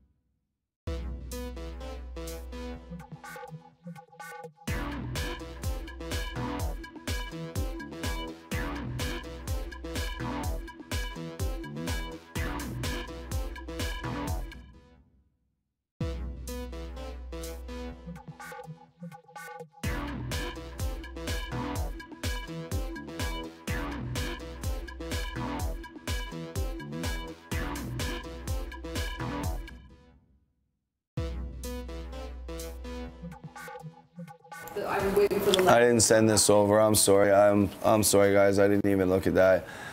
Okay, so we'll go back to that. I'm sure you can hear me to a degree over the music, but the Mom Cup, which is coming up in February, I'm going to ask my daughter to put in the Mom Cup details, or Vicky into the chat. I shared their website. Okay, there you go. Website's been shared. Can't even see my Cannabis Canada logo. No, I can't. I gotta do that to make my Cannabis Canada logo show. Oh, that's crazy. Why did I even get that shirt? Anyway, Mom Cup being the next one to come up in February. Again, 12 High Chicks, done so much over the years. May Moon goes a long way back, as you know. I know the full history. I'm not going to get into it because some of those people are no longer together and they have their own different brands. But May has done a lot on her own, and the 12 High Chicks being a national organization, national group of girls that, ladies if you have it, that come together and they really do their thing, and they came together with a mail order cup. And my brother Brad wanted to know, how does he enter the mail order cup? So get a hold of us, guys. I was just talking with May briefly there in a chat thing. But yeah, get a hold of us, guys, and let us know how my bros can enter, because they can't compete if they can't enter, and they do the mail order. So that's just something I wanted to throw in there. And why tag Brad and all the info? the other thing is that we'll also we'll also be putting this up on our webpage. Again, I showed you guys under schedule on cannabisincanada.net. I'll send an email to our webmaster, and he will have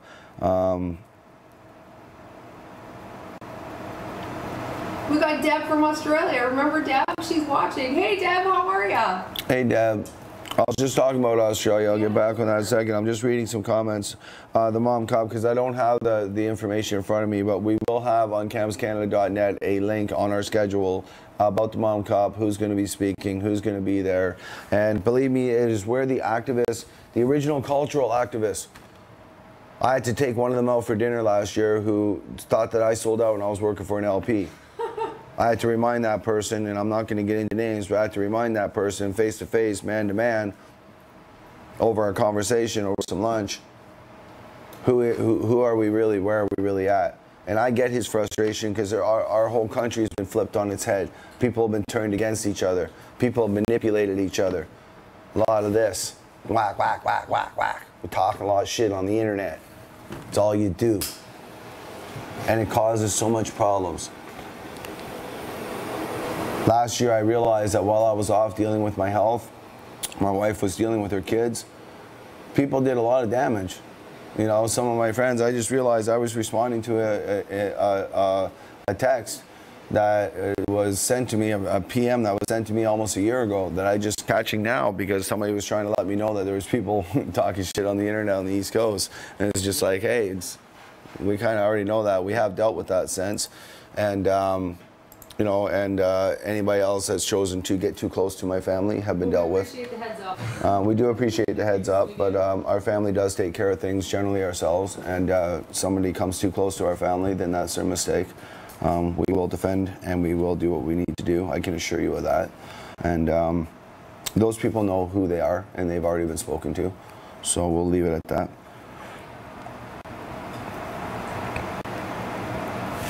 Right on.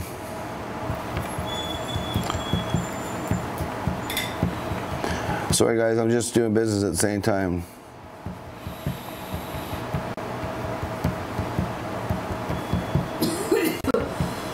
Oh my God, these beer brothers there. Oh man, they're funny, huh? Which one is that? The new? Is that the new Beard Brothers ones? That's the new one. Let me see the new one. I want to try the new one.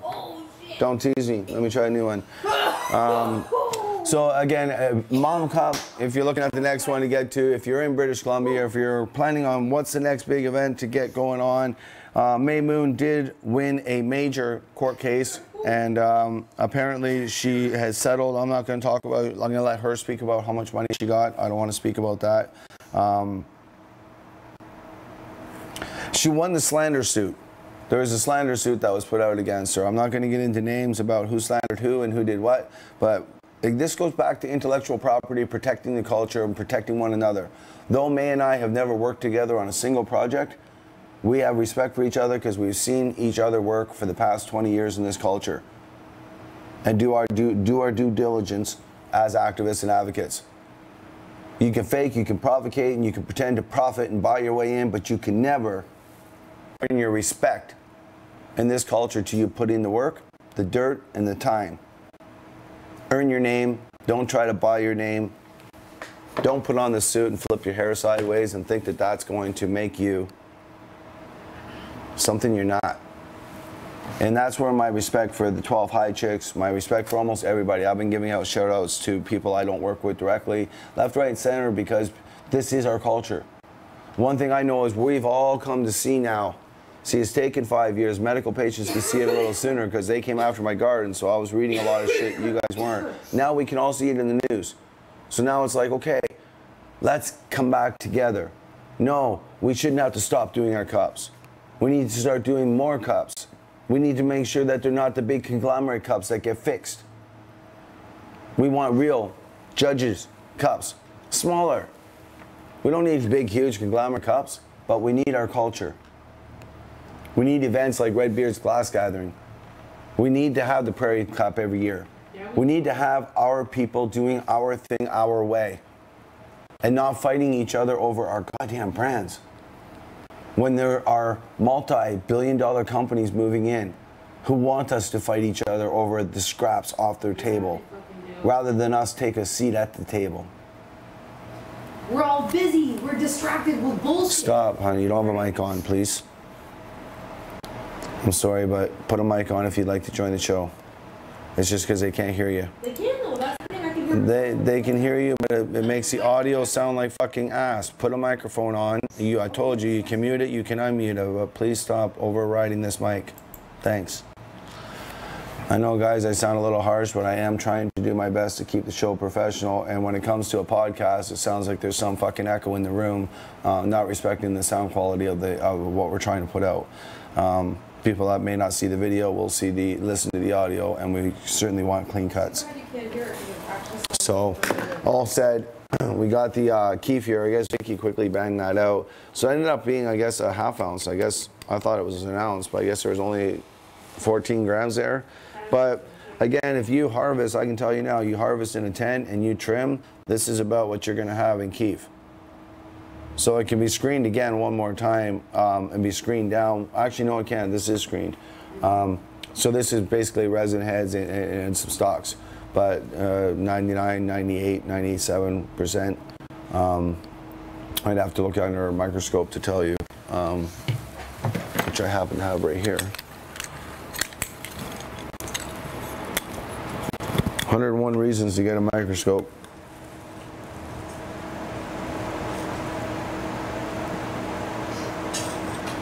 Oh, this is nummy. Yeah, it's just pure resin heads and stalks. How can I show you guys better? I guess the second camera angle. I'm going to be jumping off here in a second, but show you on that camera angle anyway. You guys can see it there. That's kind of the color of your typical keef. But with that ½ ounce of keef, now normally that would take a lot. Remember, a ½ ounce of keef, if you wanted to sit there and screen it yourself, and you were going to screen your own keef and sit there and do that, you'd have to screen a few ounces, quite a few ounces to get this. So really this is like having a few ounces of weed. It's just, Vicky has this to make her extraction. So she can use a very low or very high. It depends if she wants to make it weak or strong. But it's to give it that synergy. We want that baseline synergy of all the cannabinoids, which is in here. And then we're going to add CBD to it, and I still have yet to see a comment or hear of a comment posted on what the dosage ratio should be for a simple vial, a 10-incher vial, or any dosages that we can then do the math and break it down from there. But that would help out. We can do the research and look it up as well.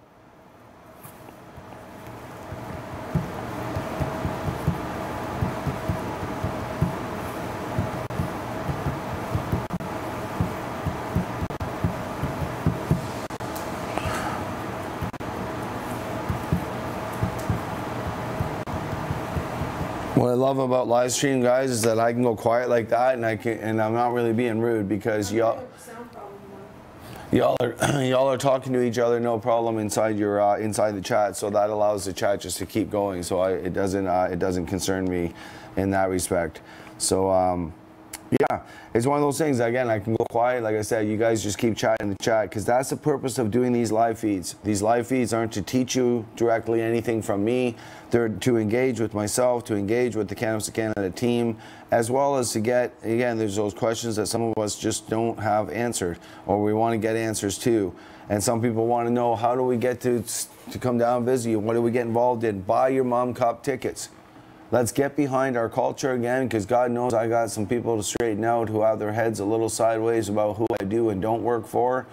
Just because I was the president of the largest medical organization to ever come together in this country and successfully destroy, obliterate, I'm saying that wrong, fucking crush the marijuana for medical purposes regulations and have them rewrite them all together, thereby protecting home growing in the country of Canada within the reason that we've done it, to the extent that we've done it. Yeah, there, I'm back in the chat. I'm back in one chat, I'm gonna get back in the other, and we still got some other news. I'm jumping all around. Jason Boneyard is telling you, what's Boneyard telling me? Boneyard, what are you telling me? Boneyard.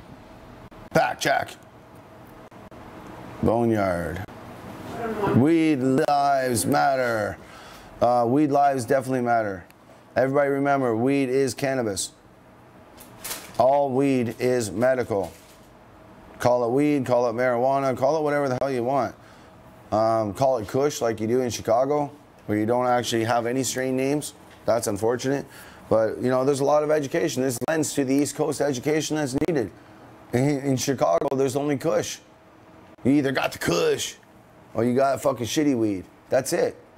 That's street dealing 101 in Chicago. People die daily for kush. Not even knowing that there's a fucking sativa variety out there. We need to change this shit. But I think that the guns in Chicago and the murder rate in Chicago is a much more bigger thing to focus on than how much cannabis is fucking getting into Chicago. For fuck's sakes. You know, it's the murder capital of fucking America, I think. My God, I love you guys. You guys keep me on the show every day. Speaking of police, I played this yesterday. I'm going to play this again as I kill some more time. I want to close this off. Fuck, I went over 2 hours. Okay. What do you think, Vic? Show the video, don't show the video? I'll wrap it up. Okay. So, right now, I'd say in the next 15 minutes. That's a nice little wrap up. What do you think? Okay, yeah.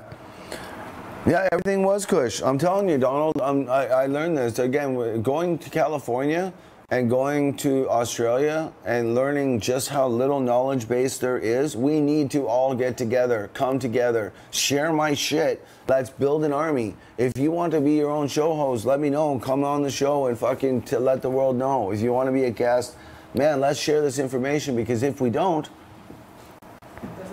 it's going to just be kush. Only Monsanto's kush.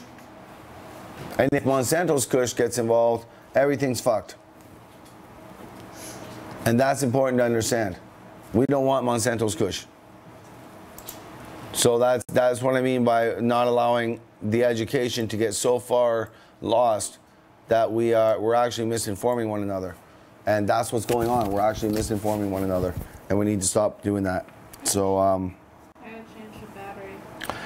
thank you, Tanya. I'm there for all of you guys every day, and we will be here doing our best, trying to do a 5 days. Pardon?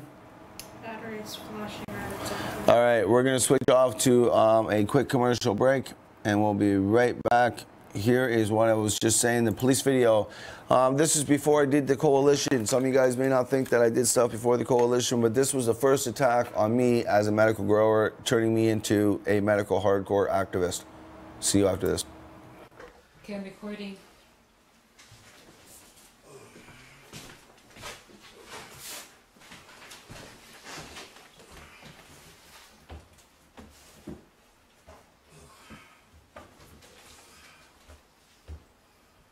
One, two, three, four. Come on, don't give it up for a second.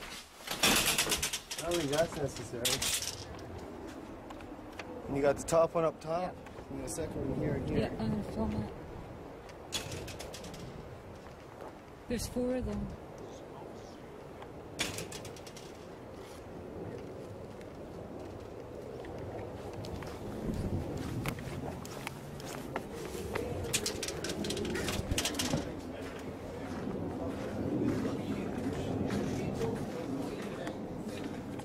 Yeah, just let me talk to yeah, him here. there's 5 of them. I gotta find out who their supervisor is.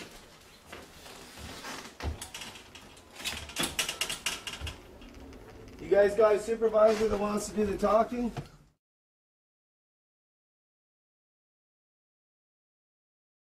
Wilcox. Mr. Wilcox. These gentlemen coming up here are the inspection team. Yes. And they would like to do the inspection, but before they do that, they ask us to come in and make sure everything is safe for them. There's nobody hiding in closets or anything like that. Exactly, and I believe that this case has been settled in Ontario, that the police can no longer come in for home inspections. No. Oh, we can to come in and assist them if you allow us to. I'm not allowed. That's what I'm saying. When it comes to allowing permission. Come and talk to these gentlemen. I mean, I don't have a problem standing here with you, or if you guys want to stand even right here, I mean, at the doorway. I mean, I've contacted legal counsel, that's Yes, why. we have. It's nothing against you guys personally. Legal counsel said if they show up there with 3 cop cars, then no, you don't have to let them through your door. No. So we can phone Health Canada too. Yeah, I know. Anyway, Dwayne, do you want to explain what your So yesterday you were okay with 2 officers coming in the house? One. No, I listened to 2, but I see 6. No, and it's only 4 of us. 4, but The I rest- see. the Sorry, I'm looking at 3 cop cars as well. What bothered me is the gentleman I spoke to. I think was it you that was standing there yesterday? Yeah. Okay, yes, it was yourself. Yeah. And I did say, I'm feeling bad because I don't want to seem like the bad guy here, but at the same time, you guys are showing up in force. My neighbors right now, God knows what they think, and I have nothing to hide. When all said and done, I'm hoping that we can all get along. But this has been, how many times have you guys been to my house and in my basement? Well, this is the first time on the public. And what is your reason for needing to come in the house for safety, aside from needing to Just protect them? making sure everything is to code.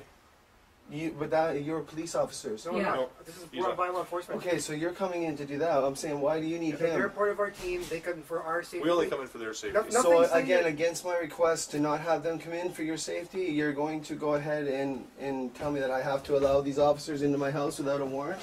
Because it amounts to a warrantless search. I'm not going to tell you anything. I mean, it amounts to a warrantless search. That's what it does. Yes. And you're asking me to let officers into the house that are then going to want to do a plant count and everything else for no reason. No. Unless we can agree that there's going to be some sort of, not 6 or 7 of these coming in, but rather that your team. This is the process.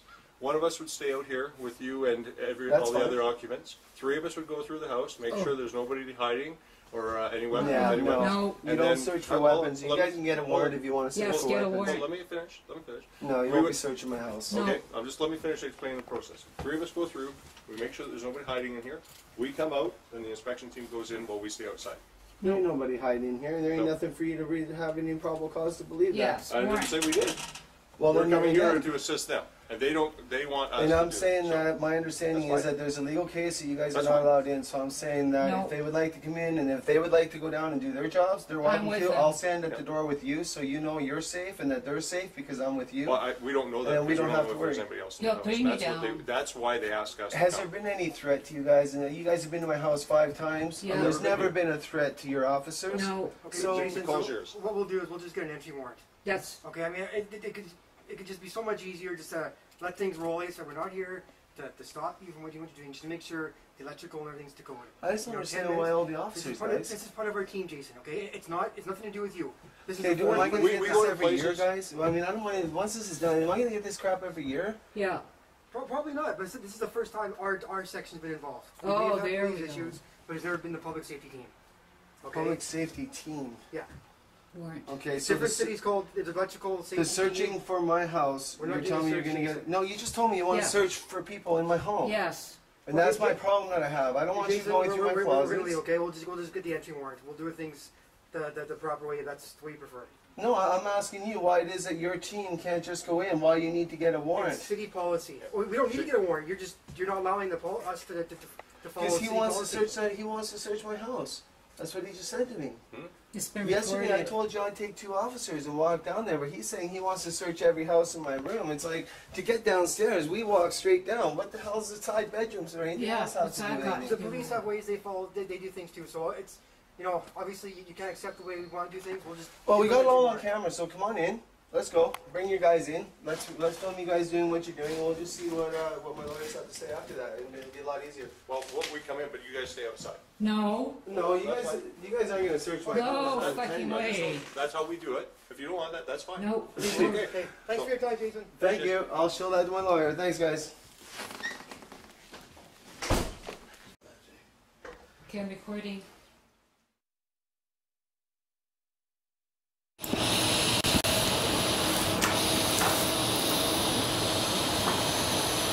Yeah, we're back.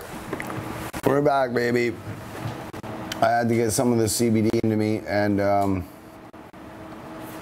yeah, get the CBD into me, get some of this new shatter into me, This is a keef, as I said, that got made out. Those of you that know keef and have made keef understand that getting a ½ ounce of keef is more than enough to make a good extract. I got to get back into the chat here. I've went way over my mark, so get some of this new shit. I guess that cut that off early. It wasn't supposed to, or started over.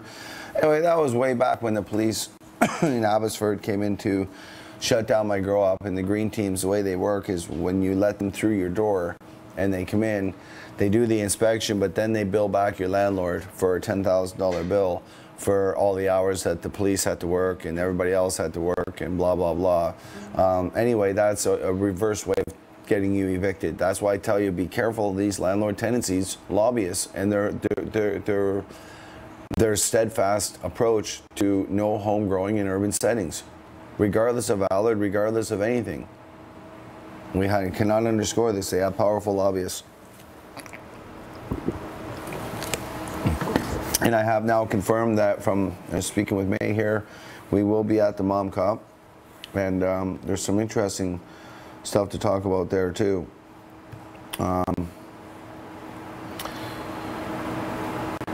Yeah, and I've got this other thing filmed today. So, why is it showing that little fucking thing?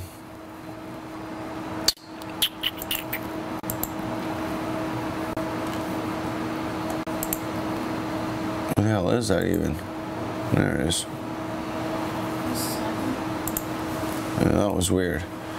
Alright, I'll send that over and we'll send our sponsors over.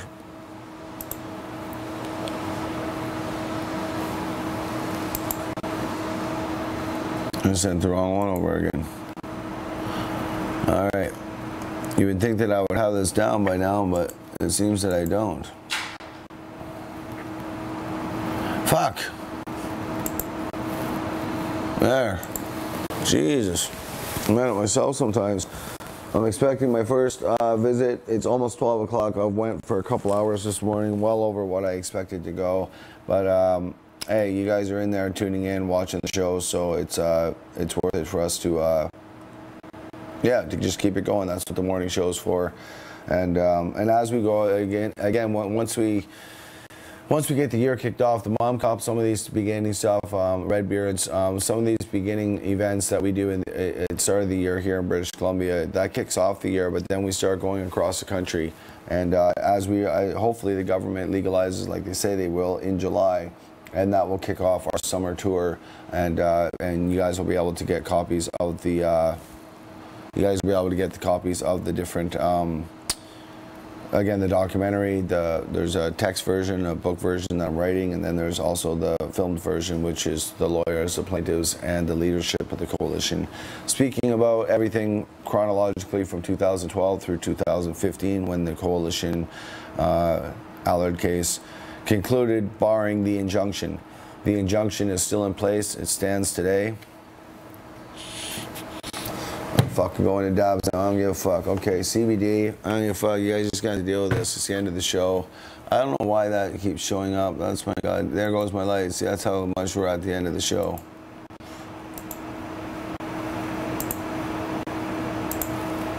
I shouldn't be doing that. That's for sure. Open this right up so it doesn't keep messing with my head. There. So the other thing is, I don't think I have any other news. I have checked, but I'm all over the place. I need to do this dab, and I think we're gonna call it a day. And then of course there's gonna be nothing until Sunday at 5 o'clock. That'll be the morning show, or sorry, the Sunday main show. And stay tuned to cannabisincanada.net. Check the schedule. We'll be posting out on Sunday who our guest is and our content and what it is that we'll be talking about. Again, getting content-driven shows finally after a long time. Today's focus is mainly on getting our week all caught up, and I've got quite a few people to get back to. I'm going through my email right now, but I don't see any additional news. Okay. That's funny. So there's no real more breaking news other than the farmer's market, which I talked about yesterday. So I'm going to do this dab and then we're going to be signing off. And I showed you guys again, these pens are going to become popular. If you're interested in anything to do with growing, contact me at cannabisincanada@gmail.com. We'll talk over the phone and I can explain in better detail where we're at right now before we're fully in effect, which will probably take us to the first half of the year. Before we're fully operational, because all the time it takes for papers, lawyers, all the other stuff that goes with companies. But here nor there, that's what it is. So I want to thank everybody for tuning in today. and again, I don't like doing these 2-hour shows. I end up doing them, I think, out of just talking. So that pen's going with me when I go out. And my life just seems to run this way, because now I'm going to go into 3 different business meetings. And then I got to go out tonight to 2 different dinners, and I don't know how I'm going to eat 2 dinners. And Vicky and I somehow still have to walk around the seawall and get our exercise in for the day. So when you combine all these things, this is like this is that new Deadhead OG shatter. And it's like, I can't even pick it up, it's so shattery. So I'm actually scared to work with it to a degree. 1 sec here. Because when you dunk something into a 10-gram vial of CBD, you better make sure you can pull it back out.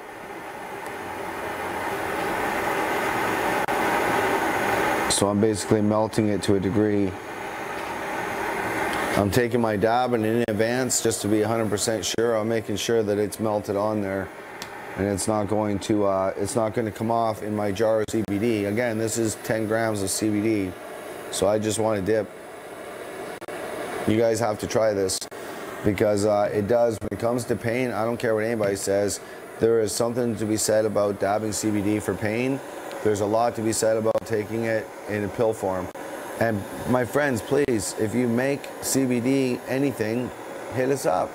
If you don't want to say it openly on the air, contact us on cannabisincanada@gmail.com or jason@cannabisincanada.net. There's all kinds of different ways to get a hold of us.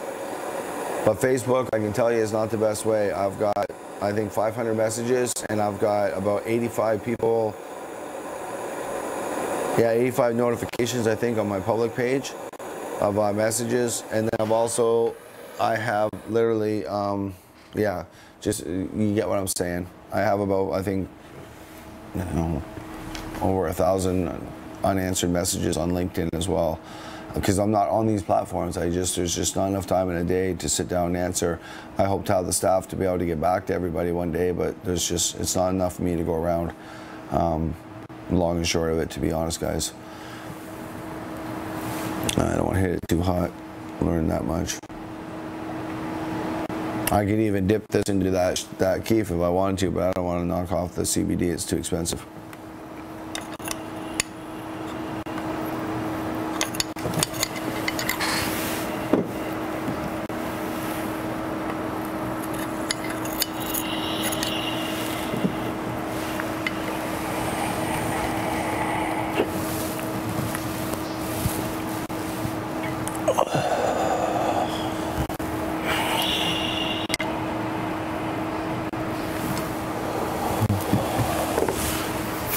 And closing out the show, guys, hopefully get your dabbers up. I'm going to quickly look back into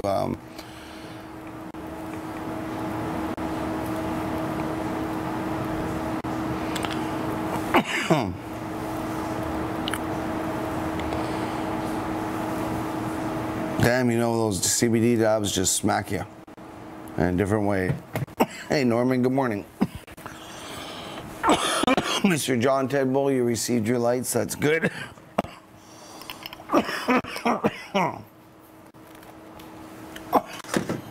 And again, I gotta get out and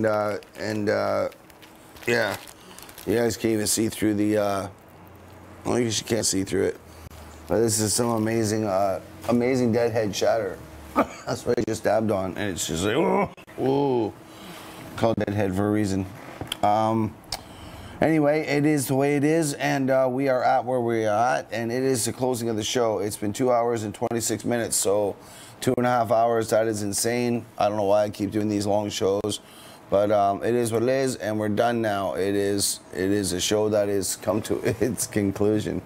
So That being said, Sunday, please sign up at cannabisincanada or at cannabisincanada.net, and then you're able to we'll hit you with an email, details for the show, etc. That's what we're aiming to get to, is to streamline what it is that we're doing and get to you guys the best possible way, and expect to see this current culture system up and operational and teaching you guys some new stuff relatively soon. I'm interested to see how this, it's just a lot to put together. So, all said, check out our sponsors, Green Planet Nutrients, mygreenplanet.com, Pacific Northwest Garden Supply, who have everything, meets all your garden needs. Remember, Cannabis in Canada can provide you with all those garden needs as well. And yeah, check out Current Culture, H2O Systems, currentculture.com, I believe it is. Check them out. TMB Naturals, if you're looking at how to supplement your room with CO2. There's just too many sponsors to remember. Beard Brothers and Karuna Health Foundation. Karuna being one of the first legal licensed dispensaries in the city. So I'm proud to say that out of all the ones that got licensed, that's one of the ones that were actual friends of mine. So, yeah. We were showing the slab on last night's show. If you guys want to watch that, we also do a show where Bradley does his shows his distillate, and the Beard Brothers distillate. It gets tested every time, but it's like 97 or something percent, 98% pure, and it's like the old school honey oil, but it's just thick and it has no taste. And that's what we talk about. You then take organic terpenes, and they work as a carrier. So you put your distillate in and you put your carrier in, which is your terpenes. They cut up the distillate and they make it so that it's possible when it heats up, it then becomes your carrier and you're able to use it in your pen. And it removes the need for vegetable glycerin and all that other nasty tasting shit. It allows you to actually enjoy your cannabis. And these new pens that also work in a dab rig upside down are becoming very popular with people just because they're so easy to put away or to cuff if you have it. You know, back in the day we used to cuff our cigarettes in high school. So anyway, guys, I love you all. I hope you have a wonderful Friday. Thank God it's Friday. I'm off to have some fun with my ladies for the weekend. And keep in mind that Cannabis in Canada is here for you. Hit us up if you want to get involved. Hit us up at cannabisincanada@gmail.com. And don't think that you may not have the worth. We want to hire patients. We want to get people working with us that need the work, that need the empowerment, the quality of life. That's what we're all about here at Cannabis in Canada. You don't have to be an expert. We all learn together. Clearly, I'm not an expert. On that note, this is Jason Wilcox doing my probably total, we're doing show number probably 800. I don't fucking know, because I can't include all the shows we've done on Facebook. But after almost 1,000 shows over 10 years, I look forward to dialing this in and bringing it to the podcast world and expanding our voice and expanding the nature of our narrative of what it is that we're saying. And to our sponsors who've been contacting us, it's not that we're being rude. We've actually been flooded after Lyft with about 10 or 15 different people that are offering our company different opportunities, and it's extremely hard to go through them and make decisions on them. So I hope that if you're watching, you can appreciate that and just bear with us. We will get back to everybody accordingly, and yeah, and some of that will happen today, as you'll see this afternoon. All said, I was going to play our one of our intros/outros, and again, shout out to our sponsors, and anybody interested in working with Cannabis in Canada can contact us via our website, on the partners website, how to get involved with and be a Cannabis Canada partner and work with us in some capacity. And there's also the ability to once again to give a show survey, which matters to me because it's how I'm able to collect the data to provide a 1 hour straight driven focused campaign. So too many coffees. All right, I love you guys and have a wonderful Friday. Be safe this weekend. Get your dabbers up. Enjoy the weekend. And remember, if you haven't told your wife that you love her, then take the time to just let her know that you love her by spending a day with her. Something I don't do enough of. I work too much and I don't I don't put enough time into my family. So on that note, this is Jason Wilcox signing out. We'll see you guys Sunday, 5 o'clock Pacific Standard Time for the Sunday main Cannabis in Canada show. Cheers.